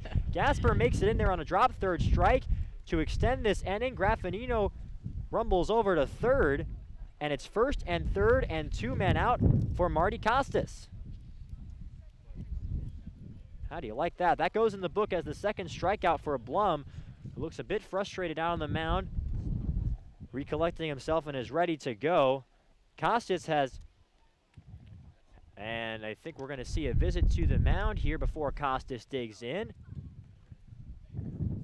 From the pitching coach coming out. And while we have a second, let's send it over to Koki Riley, who's going to give us an update from around the league. Koki? Thanks, Carter. At Lowell Park, where the Whitecaps dropped both games of the doubleheader on Sunday, the Braves currently lead the Cavaliers 5-4 in the bottom of the 7th. Katuitt is the last undefeated team in the Cape League, but if that score holds, that will obviously change. Moving to the 7 o'clock games, runs are coming aplenty in Harwich, where the Commodores lead the Mariners 3-2 in the bottom of the 2nd. At Veterans Field in Chatham, the Anglers hold an early 1-0 lead in the top of the 2nd. Finally in Orleans, the Gatemen and Firebirds are still scoreless as they move to the bottom of the 2nd. That's it from around the league. Now back to you. Thank you, Koki. Big spot here. First and third in a tied game at 7 here in the top of the 7th inning, with Costas digging in from the right side. The pitch is a taken outside. Count is 1 ball and no strikes on Marty. Marty has a couple of strikeouts to his name, was hit by a pitch in the 5th and flew out to left field in the 6th inning. One of the few hitters that didn't get on base in that 5-run 6 for Brewster. 1-0 pitch. Taken for a strike at the knees. Costas checked his swing there. Doesn't look like he's a huge fan of that call. Evens the count, 1 ball and 1 strike. If you weren't with us earlier, the Whitecaps trailed after 4 innings, 7-1, and came back to tie the score. 1-1 pitch. Breaking ball, strike 2. Taken by Costas. Koki mentioned that trip to Katuitt. Costas had a solo home run on that trip. And their second game of that doubleheader was the entire offense. The team lost 2-1 in that game. 1-2 the count. First and third. Runners going for second. Swing and a miss. He got him. And that is all she wrote for the Whitecaps in the 7th inning. They are unable to break the tie. It's time to stretch here at Red Wilson Field for the Whitecaps in the top of the 7th. No runs on 1 hit, and they leave 2. We are through 6.5, tied at 7. You're listening to Whitecaps Baseball.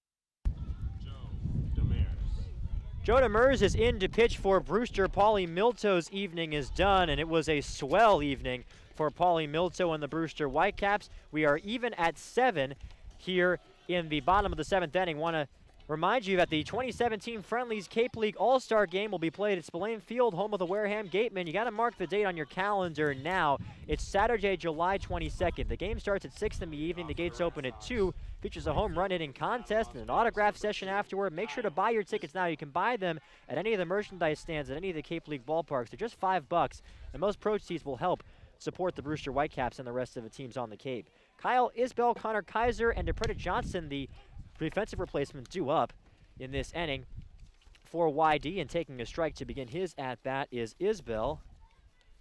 As the wind continues to gust here, he takes a pitch now up high from Joe Demers, who had a sparkling prep career. Demers just does have one appearance so far this season, the right-hander. Through 2 innings, gave up 2 hits, struck out 2, gave up 1 double, but no runs. The 1-1 pitch is high. So far today, for Isbell, he hit a sac fly out to right field, reached on a fielder's choice, and then grounded out to first. 2-1 pitch high in the air, pop fly just in front of the plate toward the left side. Dotris, the third baseman, calls everybody off and makes the catch. And there is out number 1 of the bottom of the 7th.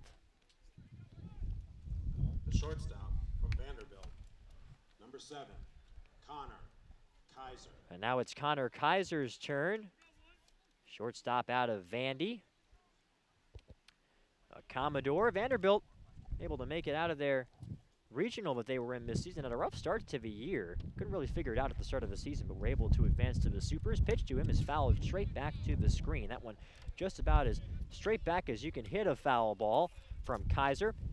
Kaiser has a couple of infield singles for runs driven in. He has 2 of them. One was in the first and one was in the third. We're in a 7-7 game in the bottom of the 7th. He struck out his 3rd time up. 0-1. Swing and a miss out in front of a breaking ball from Demers. Looked like Coons liked that one behind the plate. Flipped it back as soon as he got it. And now a nod of his head in his crouch. Count is 0-2 on Kaiser, who on the Cape League season is now 4 for 6. He hits a hard ground ball to shortstop, fielded over there by Graffinino, moving to his right. He throws across to first base, and they call him safe.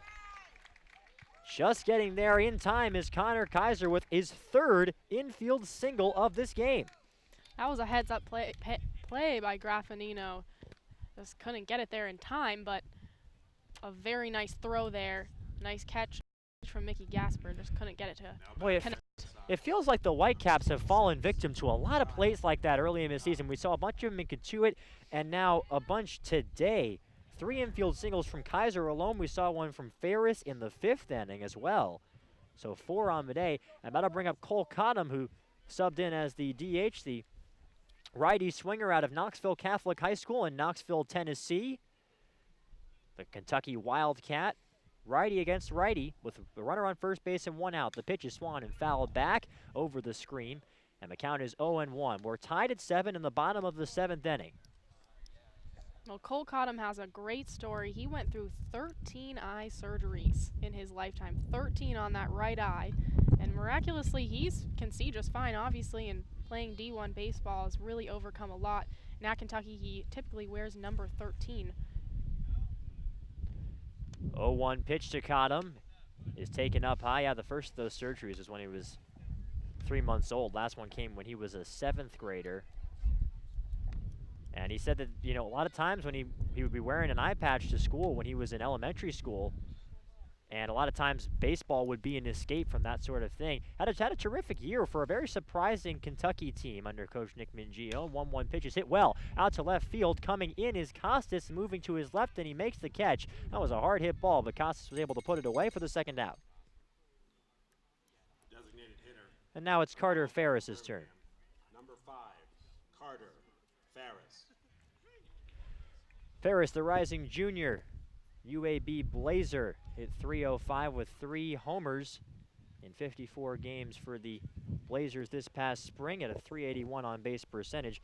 So far today, a ground ball, a walk, and an infield single, which we just mentioned earlier. 7-7, bottom of the 7th. Brewster looking to finish off what would be an impressive win if they can get one more run. The pitch He's taken for a strike. Still a ton of baseball left to be played. Count 0-1 now. But Brewster certainly was in a deep hole, down 7-1 after 4. Managed to come back and tie the game on a bases-clearing double from Trejo in the 6th. Waiting on the 0-1 pitch from Demers. Here it comes. Swan hit well out to right field. On the run is the right fielder Hill. He makes the catch a couple of steps from the right field wall. He was moving back, battling the sun out there in right field, but he was able to make the catch while he shaded his eyes, and that retires the side in the 7th inning. No runs, 1 hit, 1 left in the bottom of the 7th for the Whitecaps. At the end of 7 innings of play, we are tied at 7. You're listening to Brewster Whitecaps Baseball.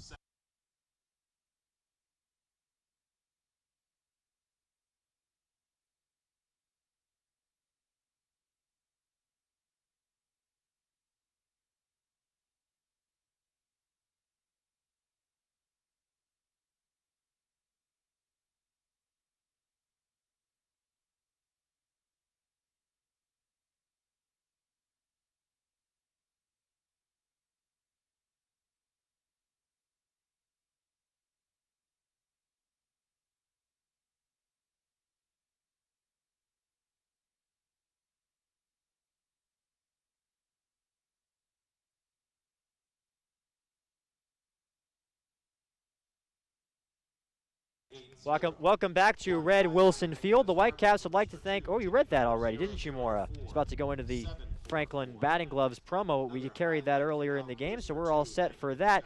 Why don't we send it over to Aiden Doyle, who's got a report for us. Aiden? Thanks, Carter. Well, here at Red Wilson Field in Yarmouth, it's one of only 3 Cape League ballparks that does not have lights installed, and that could be a bit of an issue today. 8:19 p.m. Eastern Time, that's when sunset is listed here in Yarmouth. It's currently 7:54, so just 25 minutes away as we move to the top of the 8th inning.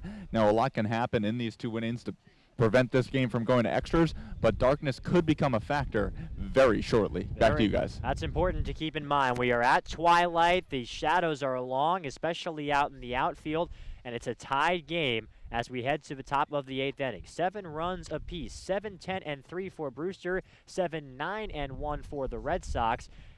And Jamie Shevchik is still conversing with one of the umpires. Justin Coons is due up for Brewster, and he is taking his hacks. So I'm not sure exactly what he is referring to. Maybe he's talking about exactly what you're talking about, Aiden, what we're going to do because of the darkness. Either way, looks like we're ready to resume play as Coons is digging in.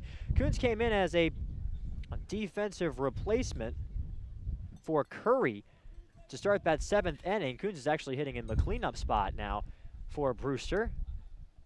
Typically not the jewel of an offensive lineup, but has been terrific defensively, a catcher.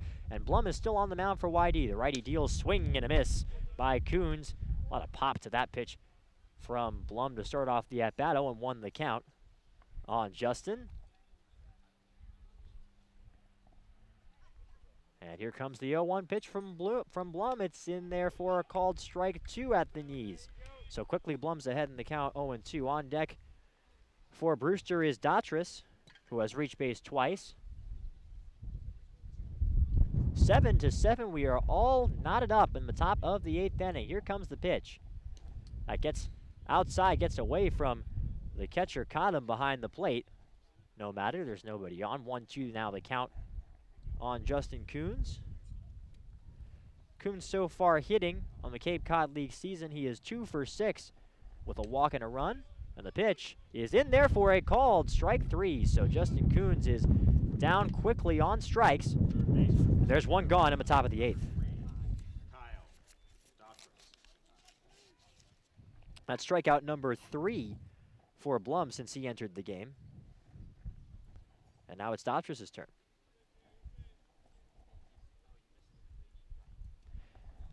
Datris digging in from the right side.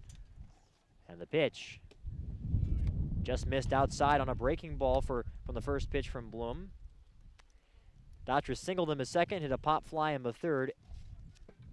Hit a high fly ball for an out in the 5th inning to center field, walked and scored in that 5-run 6th. 1-0 pitch, swing and a miss over the top of that one. 1-1 the count now on Datris, who started his career at UCLA in college and is now a Carolina Tar Heel. Cesar Trejo, owner of that bases clearing double on deck. 1-1 pitch. Misses down and in on a fastball. Caught him with an affirmative gesture. That's right where they wanted that, so maybe misses wasn't the best word, trying to see if they could jam or get Dotras to chase. Didn't happen. 2-1 the count. 7 apiece in the top of the 8th. Here comes the 2-1 pitch. Swing. It's bunted. He takes a pitch. He showed bunt and took a pitch out of the zone, so the count is now 3-1. Blum entered this game in the 6th inning. Here comes the 3-1 pitch. That is a called strike 2. That was way up at the letters. A high strike is called. Dotras with no emotion, just nodding his head. He looked like he was ready to walk over to first base, kind of took that first step. But instead of ball 4, the count is now full. Shaking off the sign is Blum. Now he's ready, takes a deep breath, kicks, and deals 3-2. Swing and a miss, he got him. Blew that one by him, and Dotras is down on strike. So back-to-back Ks to begin the 8th frame for Blum. Well, that's huge for YD. 2 strikeouts in a row, 2 outs. And now it's going to take a lot for the Whitecaps to get back on. So just a great performance by Blum right now. Blum now has 5 strikeouts to his credit. I neglected that drop third strike that allowed Gasper to reach. The pitch is inside to Trejo, who right now is the man of the hour for the Brewster Whitecaps. Whether this is win, lose, or draw tonight, that's a hit that I'm sure the players in the dugout are going to remember. A 3-run double to tie the score at 7 and complete the comeback. 1-0 pitch. Check swing, went around on a pitch in the dirt, and the count is 1-1. Brewster tying the score at 7 on that play. Also had an RBI fielder's choice by Michael Curry. And before that, a bases-loaded walk from Mickey Gasper. 1-1 pitch, swing and a miss. Over the top of that one was Trejo. Gasper's had another terrific game for Brewster. 3 runs batted in, reached base 4 out of 5 times, though, to be fair, one of them was on a drop third strike, the benefit of some good fortune. And there is, again, it looks like some action out in the pen for YD. 1-2 pitch. Swing and a miss, he got him, striking out the side. In the top of the 8th inning is Blum. A great outing from him. Might be the last hitter he faces, and he goes out in style. We are through 7.5. Tied at 7. You're listening to Whitecaps Baseball.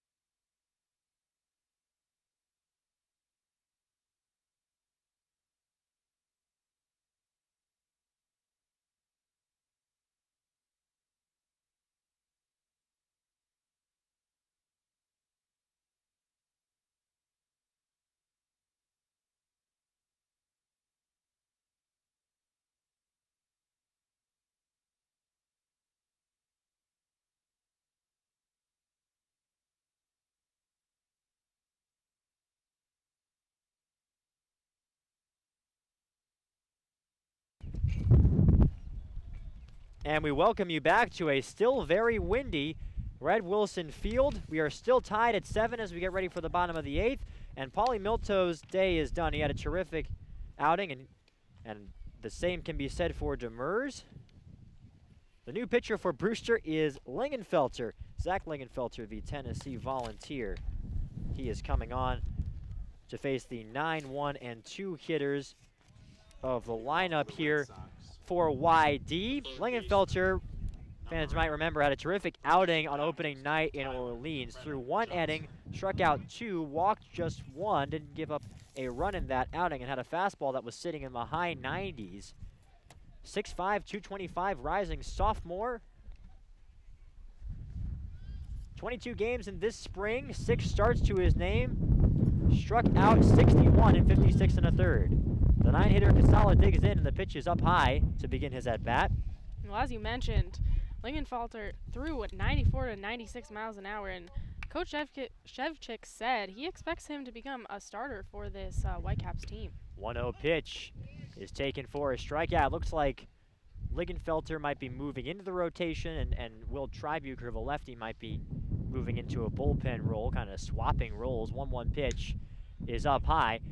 We talked to Aiden last frame about the darkness. It really does feel like it's creeping up now. The sun can still be seen over the horizon, but it's beyond the press box and the bleachers. In a few minutes, it's going to get pretty dark out here. 2-1 the count. The pitch is in there for a strike. That fastball has plenty of pop to it. Sounds just as fast as it looks on the radar gun. And the count is even 2-2 on Casala, who is 0 for 3, did reach on a fielder's choice in the third. Here comes a 2-2. Up high, that was at eye level. And the count is full. That was another fastball that looked like it just slipped out of the hand of Lingenfelter. Tied at 7, bottom 8. The pitch. Swung and hit hard to the ground to second base. Fielded on one hop over there by Nick Dunn. He throws over to first for the out. Nice play by Dunn. That was a hot shot. Yeah, he kind of hit it with his glove over to his bare hand, able to make that throw. Good infield play from a team that we haven't seen as much of strength from the infield as we probably would like to see. It's nice to see things working out here. And that takes us back to the top of the YD lineup, and Alex McKenna, who is 2 for 4 on the day. Both of his hits came in the first couple of innings for the Red Sox. Righty to righty, here's the pitch. Swing and a miss on a fastball that was too fast. 0-1 the count. Lingenfelter doesn't have to think too hard about where to go on the first pitch to these hitters. The first time he's seeing him. That fastball has plenty of life to it. Here comes the 0-1. Swan hit high in the air behind the plate and getting foul. So it's 0-2 quickly. That was another fastball from Lingenfelter. Lingenfelter did collect 3 saves for the Volunteers in the spring. 1.13 was the whip. Always a good stat to look for guys like Zach Lingenfelter. You're coming in as in a relief role, so important, but you don't allow base runners. 0-2 pitch. It's a soft ground ball in front of the pitcher. Fielding there is Lingenfelter. He throws across in time for the out, using that strong arm in a different way. That one was maybe 10 yards or so in front of home players. I'm not sure exactly how far it was, but it was maybe halfway between the mound and the plates. And Lingenfelter took charge, fielded it with his bare hand, and flipped it across for the outs. 2 nice plays by the Brewster infield to start this inning.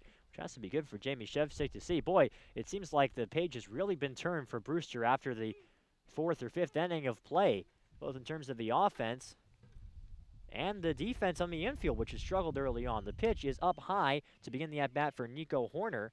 Horner was the beneficiary of a couple of Brewster mistakes. He scored 2 runs, one of which was unearned. That was in the 3rd inning. 1-0 the count. The pitch to the righty. Fastball up high, counts 2-0. I'm being told that fastball is sitting at about 92 so far. That's according to the scouts that are here today. So maybe taking a little off compared to opening night, but still locating decently well, though not quite in this at-bat. 2-0 was fouled off. The count is 2-1. Red Sox got 3 in the first, 3 in the third, 1 in the fourth on a Cortez homer. Whitecaps got 1 in the third, 1 in the fifth, 5 in the sixth, and that's where he stands, 7-7 in the bottom of the 8th inning of a slowly darkening game here at Merrill Red Wilson Field. Lingenfelter entered this game to start the 8th inning. He deals 2-1, fouled off right towards us, screaming over our heads. 2-2 now the count. Nice job by Lingenfelter to battle back from a 2-0 count and even it up at 2-2.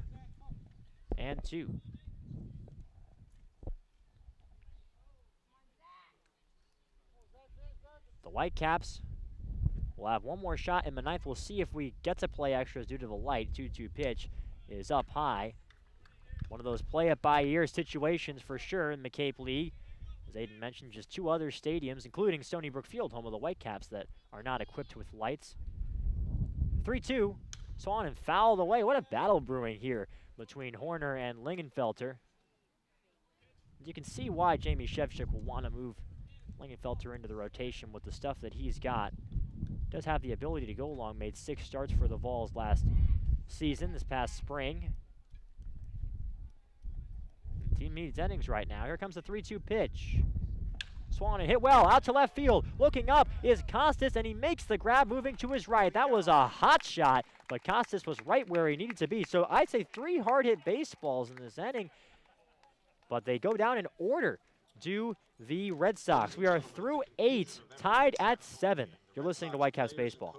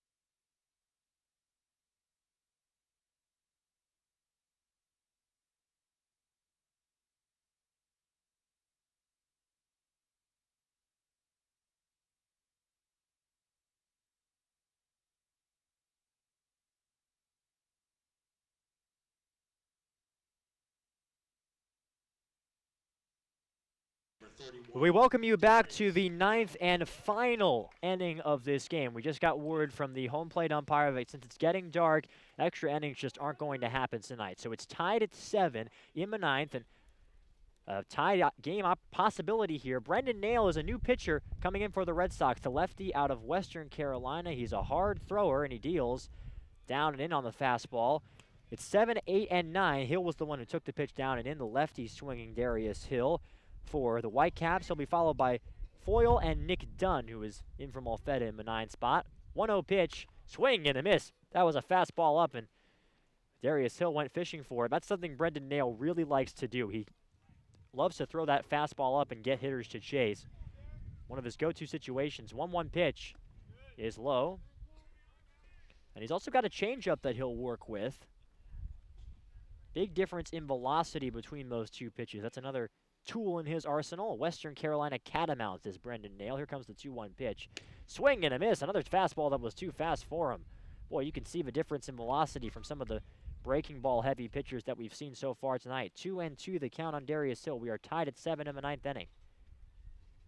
Whitecaps looking to score here. 2-2 is low. 3-2. They're going to have to score here if they want to win this game. If they don't, they'll be heading into the bottom of the 9th inning just trying to get a tie. Ties do exist here in the Cape Cod League and other areas of baseball as well. You see them in Asia, Korea, Japan. The 3-2 pitch is in there for called strike 3. Another fastball from Nail, and boy, he is dealing to start off his outing. And there's one away quickly in the top of the 9th. Kansas, number 27. Nail typically a starter for the Catamounts. He's only showed up twice in relief for Western Carolina, but trying his hand at it right now and doing pretty well to start off this inning. Pitch to the righty, Devin Foyle is in there for a strike. Boy, that fastball is really coming in hot. You can hear the pop on the mitt of Cole Cott. I'm not sure if it's picking up in our mics, but I think it probably is if you can hear it at home. The pitch is That one just missed inside, so the count is even now. 1 ball and 1 strike on Devin Foyle. Foyle today has a couple of runs scored, reached by a walk in the third and singled and scored in that 5-run 6th inning for the Whitecaps. Tied at 7, top 9. The pitch is a breaking ball up high. Didn't have any bite to it. 2-1 the count. A lot of fastballs from Nail. Here comes the 2-1 pitch from the lefty. Swing and a miss. Blew that one by him again. 2-2 the count. That fastball has just enough run on it. Kind of has some two-seam action. I'm told it's hitting about 93. Really popping there. A lot of velocity to that. 2-2. In there, called strike 3. Fastball at the knees. There's not a ton you can do. He runs a fastball up that he chases and then takes one at the knees that's well placed. Boy, that heater is really working for Devin Foyle. 2 Ks looking. And now it's going to be a pinch hitter for Brewster as Connor Smith is going to come up and hit for Nick Dunn. The last hope for the Whitecaps to try and win this game. Again, we are in the 9th inning, but since it's getting dark, we're not going to play extras despite the fact that we're tied at 7. Smith is a righty against the lefty Nail, and he takes, you guessed it, a fastball for a strike. Tied at 7, top of the 9th. 0-1 the count. Pitch to Smith. Fastball misses low. 1-1. Brewster came back from a 7-1 deficit after 4 at a 5-run 6th inning, capped off by a 3-run double from Trejo. 1-1 pitch, swing and a miss. Changed it up on him, and he was out in front, and the count is 1-2. Boy, the stuff is looking electric right now from Nail. 1-2 the count. Here comes the pitch. Swan hit hard on the ground, right back to the pitcher Nail. He gloves it, jogs over to first base, and underhands it for the out. So no victory for the Whitecaps in this ball game tonight. They will come back out and try to secure a draw. They go down in order in the top of the 9th inning. We're through 8.5. 3 outs to go in this game. You're listening to Whitecaps Baseball, tied at 7.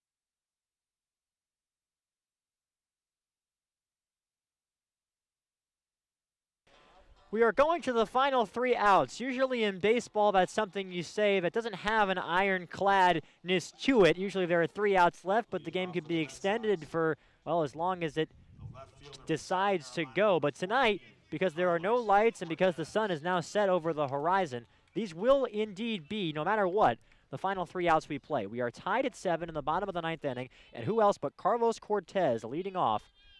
And the pitch to the lefty is up high, way up high, from Lingenfelter, who's back on the mound for Brewster. Cortez has had another great day at the plate. He's reached base 3 times. Twice it was a hit by pitch in the ribs, pretty much the same spot both times. And then, for good measure, whacked a home run in the 4th inning. That was a solo shot. 1-0 pitch is low in the dirt. It skips away from everybody. That might have caught the toes of our home plate ump. Count is 2-0. Lingenfelter losing the handle on the fastball a couple of times. It is getting a bit chillier out here as Lingenfelter was licking his fingers there to try and see if he could get him looser. 2-0. Called strike number 1. That was inside. Cortez, not a fan. He was moving away from that pitch to avoid it hitting him. He is very close to home plate, to be fair. 2-1 pitch, foul back to the screen, and we're even in this count. 2 balls and 2 strikes. Got to give Cortez credit. He's been hit by a pitch twice in this game, and he's still crowding the plate just as ever. Whitecaps and Red Sox even at 7. The Whitecaps cannot win this game. They're just trying to secure a draw here in the bottom of the 9th. 2-1. Swan and grounded foul, first base side. And skips away from the Brewster Whitecaps first base coach, Will Delgado. 2-2 now, the count on Cortez. The rising sophomore out of South Carolina, a freshman sensation in the SEC. 2-2. Swing and a miss, he got him. Blew the fastball by him, and there's one gone in the bottom of the 9th. First strikeout for Lingenfelter. And it's a big one. The first baseman Much needed to kind of get this number 12. last inning rolling here. It's going to be a tough situation for him to come in relief. We'll see what he can do after that huge strikeout. Make sure to stay tuned after this 9th inning is over. We'll have all the recaps, reaction with me and more. Aiden Doyle will have his post-game interviews for you. The pitch is in there for a strike to the cleanup hitter, Miller. Start off his at-bat, another fastball, count is 0-1. And here comes the 0-1 pitch. It's in there for a strike at the letters. Miller not a fan. And the count is 0-2. Tied at 7, bottom 9. This will be our last inning since it's getting dark. 0-2 pitch. Swan hit hard on the ground at first base. It stays fair. Fielded there by Gasper. He takes it himself to the first base bag. And there are 2 gone. Right fielder from Indiana. And now it's Nevada, Las Vegas, number 2. Kyle Isbell as he will dig in from the left side. The last hope here for the Red Sox. Lingenfelter trying to slam the door, and this is one of those games. If it, we'll see how it plays out, where a tie could mean 2 different things to each of the teams. Here's the pitch to the lefty. It's high. The Whitecaps had a first 3 innings to forget. Errors in the field. The team was running all over them with Curry behind the plate. Here comes the 1-0 pitch. Swan and foul back to the screen, but they were able to put it together, get 1 run in the 5th and 5 in the 6th, and make some good defensive plays along the way as well. The pitching put up zeros. Good outing from Milto. And now Lingenfelter in relief. 2-0 is the count. The pitch. Swan and foul back, and it's 2-2, excuse me.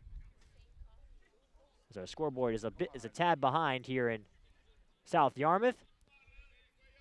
The Red Sox down to their final strike. They count 2 balls and 2 strikes, 2 outs, nobody on. We're in the bottom of the 9th inning of a tied game, but we will not be playing extras thanks to the darkness. Here comes the 2-2 pitch. Swan hit high in the air behind the plate. On the run is Coons. He's toward the screen, but he runs out of room. That one lands in foul ground. And so we'll do it again with the count still 2-2.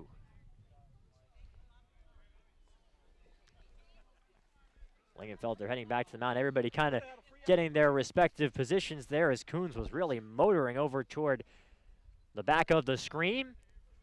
7-10-3 for Brewster. 7-9-1 for the Red Sox. 2-2 on the way from the righty. Up high, the count is full. Another fastball that missed. Lingenfelter with pretty much a steady diet of heaters. We've seen maybe, 1 or 2 breaking pitches from him. He's just been running that fastball up. Here comes the 3-2 pitch.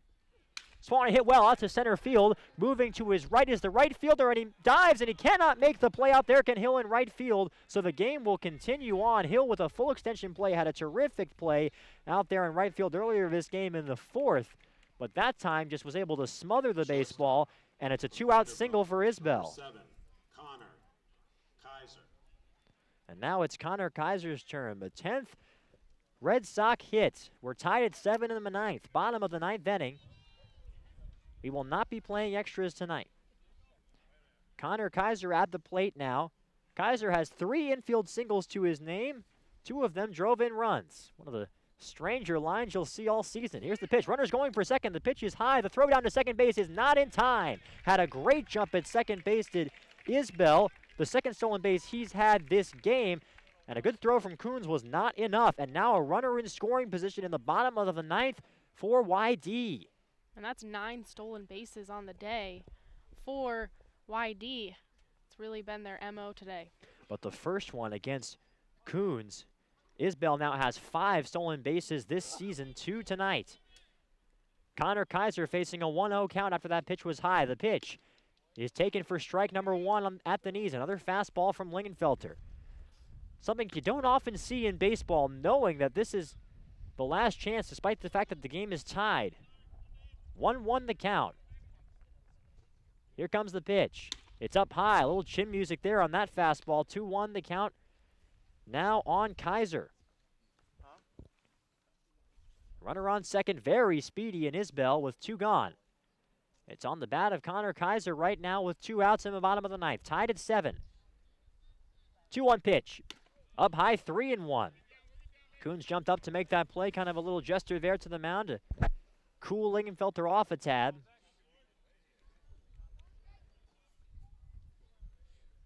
And the count is 3-1 now on Kaiser. Holding the set now is Lingenfelter. Checks the runner. And deals 3-1. It's up high, ball 4. That one nearly hit him. That was up in the head area. Had to rear back, did Kaiser. Kind of a scary moment there, but he's all right. So it's 2-on now. That runner really doesn't mean too much as the winning run is at second base. And now it's Cole Cottom's turn. He will take, or they've announced Cole Cottom, but I have DePretta Johnson up in my scorebook, but perhaps they did a little double switch and moved Cottom into 7th, which is what they did, I do believe. So Cottom is up. 2 on and 2 out, tied at 7 in the 9th. And the pitch from the righty, swing and a miss on a fastball up, and the count is 0-1. Cottom today has a fly out to left field to his name. He was injected as a defensive replacement in the 7th inning. 0-1 the count. Here's the pitch. Up high. Boy, another fastball that misses high there for Lingenfelter. That one missed the target. A couple of those I think he was genuinely trying to get Red Sox hitters to chase, but I think most of them were misses, and it's been a great job behind the plate by Coons to just glove him. 1-1 the count. First and second, 2 out. The pitch. Swan hit high in the air, foul ground behind the plate and getting over the screen. So again, the Red Sox down to their last strike. The count is 1-2.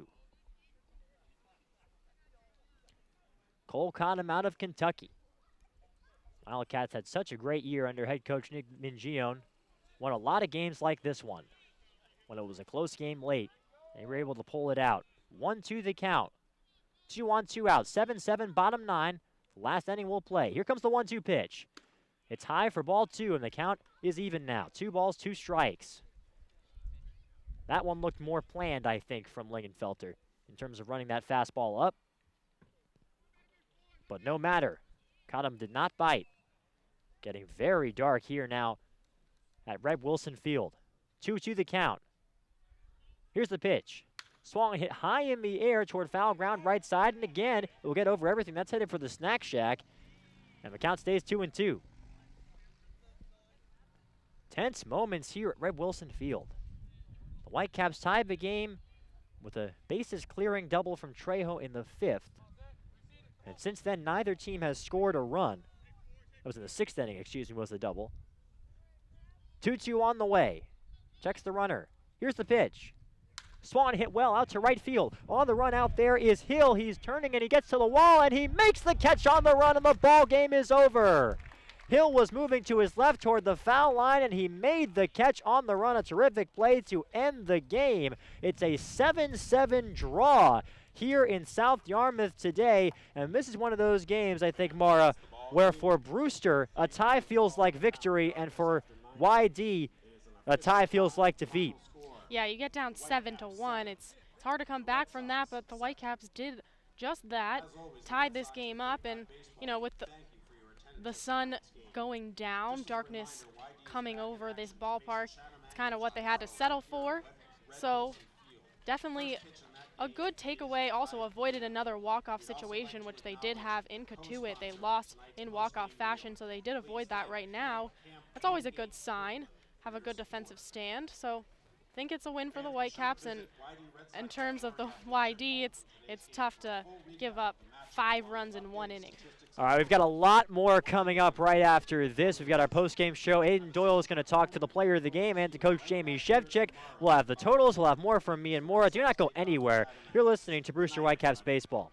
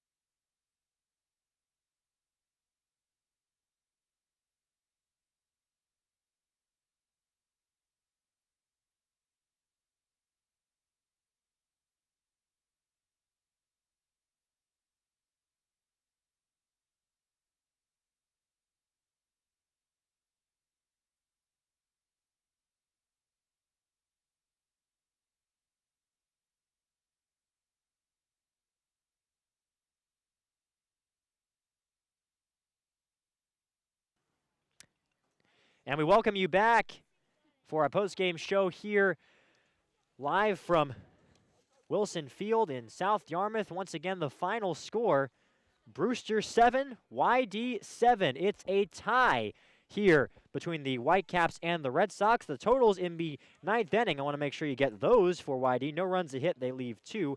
The final line score for the game, Brewster 7 runs, 10 hits, 3 errors. They leave 11 on base. 7 runs and 10 hits for YD as well. 1 error for them. They left 9 runners on base. Now, let's send it over to Aiden Doyle, who's got our player of the game. Aiden?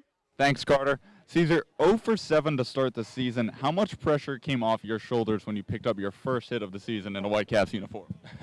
Yeah, no, it definitely felt good. I just try to stay positive, take every at bat individually, and just, I knew it was only a matter of time. Just stick to the approach to the process, and I was fortunate enough to get a good pitch and got a hit. Yeah, so you picked up your first hit, but the one that everyone's going to remember is the one that came in your next at bat. 2 outs, bases loaded. You hit a double, almost went out. What was your approach, bases loaded, 2 outs, trailing by 3 runs? Well, basically, I was looking to get a good pitch hit. I was looking for a fastball. I spit on a good breaking ball, got a 2 count, and then, then he threw a strike for a fastball. It just wasn't a really pitch I could handle, and then, 2-1, I was still looking for my pitch, and I was able to put a good swing on it and, barreled it up. And what does it say about this team? You've only had 2 weeks together, trailing 7-1. You come back from the 6-run deficit, work a 7-7 tie. What does it say about this team that in just that short amount of time you're able to come together like that and come back from a deficit like 6 runs? Yeah, just battle tested. I feel like this team has good chemistry going on. All the guys are pulling for each other, whether they're playing or not. You're always just hoping the best for your boys. And, it says a lot about our character. And, I'm looking forward to just, Coach said we'll treat this as a victory. We came back and we fought. So we're going to look to just keep riding the wave and go on from that. All right, home opener tomorrow. Good luck, Caesar. Thank you. All right, thank you so much, Aiden. With the tie, the Whitecaps are now 2-2-1, and the Red Sox are now 3-1-1. And I know Aiden's going to be talking to Coach Shevchik afterwards, Maura, but he gave us a little preview there to Caesar Trejo of what he thinks of his game, saying that Coach told us that this tie is a win. Absolutely. Again, anytime you come back from that big a deficit, down 6 runs, it is going to be a victory. However, you got to look at the kind of negative side. Why did you get down by that much? So there's a lot to learn from this game also, but definitely a bit of a moral victory for the Whitecaps today, just showing their strength and how they can persevere through adversity.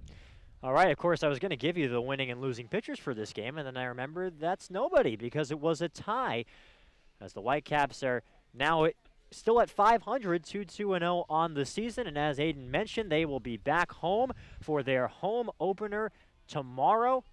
You'll be able to find that game right where we are here on this YouTube link. And we'll see for you if that's going to be, as our friends from Lower Cape TV are going to be helping us out all season, including tomorrow. Our first TV game is going to be tomorrow. You'll be able to watch the live video here thanks to our friends at Lower Cape TV. The Falmouth Commodores are in town. That game starts at the traditional Stony Brook Field start time of 5 o'clock p.m. We'll be on a little before then to kind of get you set up with some pregame, but live pictures, that's got to be exciting. Everybody out there will be right here. Same place, same bat time, same bat channel. That's coming up tomorrow when the Commodores come in to face the Brewster Whitecaps. All right, 7-7 is the tie. Let's send it back over to Aiden. He has Coach Shevchik. Aiden? Thanks, Carter. Coach, Caesar Trejo said you should treat this game like a win. After trailing 7-1, they say no one likes ties. You can't be too upset with a 7-7 tie. That is a win for us today.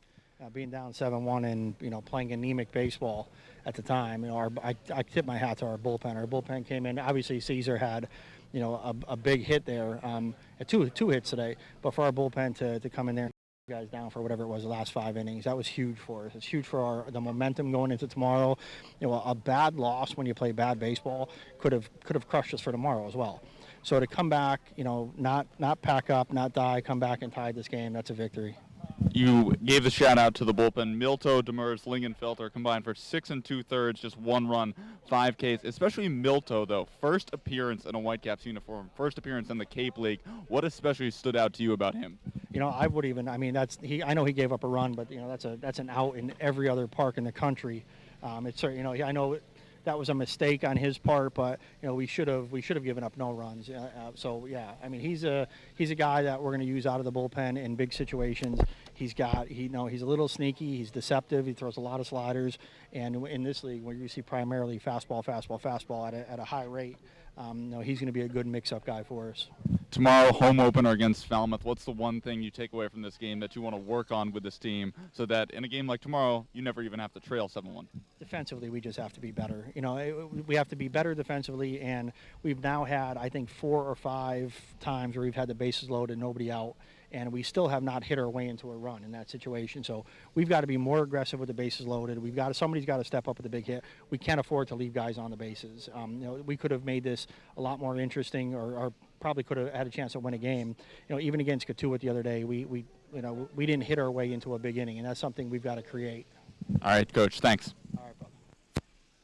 All right, thank you so much, Aiden. Yeah, Coach Shevchik, he isn't joking. In their past 3 games for Brewster, they have left 28 runners on base. Those are the 2 doubleheader games in Katuitt. And keep in mind, those games were 8 innings and 7 innings, respectively, so not even full games. That's something that they're definitely going to have to focus on going into the home opener tomorrow, Maura. Absolutely. It's something that they've struggled with all year. They got to fix it, but also those defensive errors. They had 2 to kind of end the first doubleheader game, 2 that really, actually ended that game and gave them a loss, and then 2 today in the very beginning of this matchup.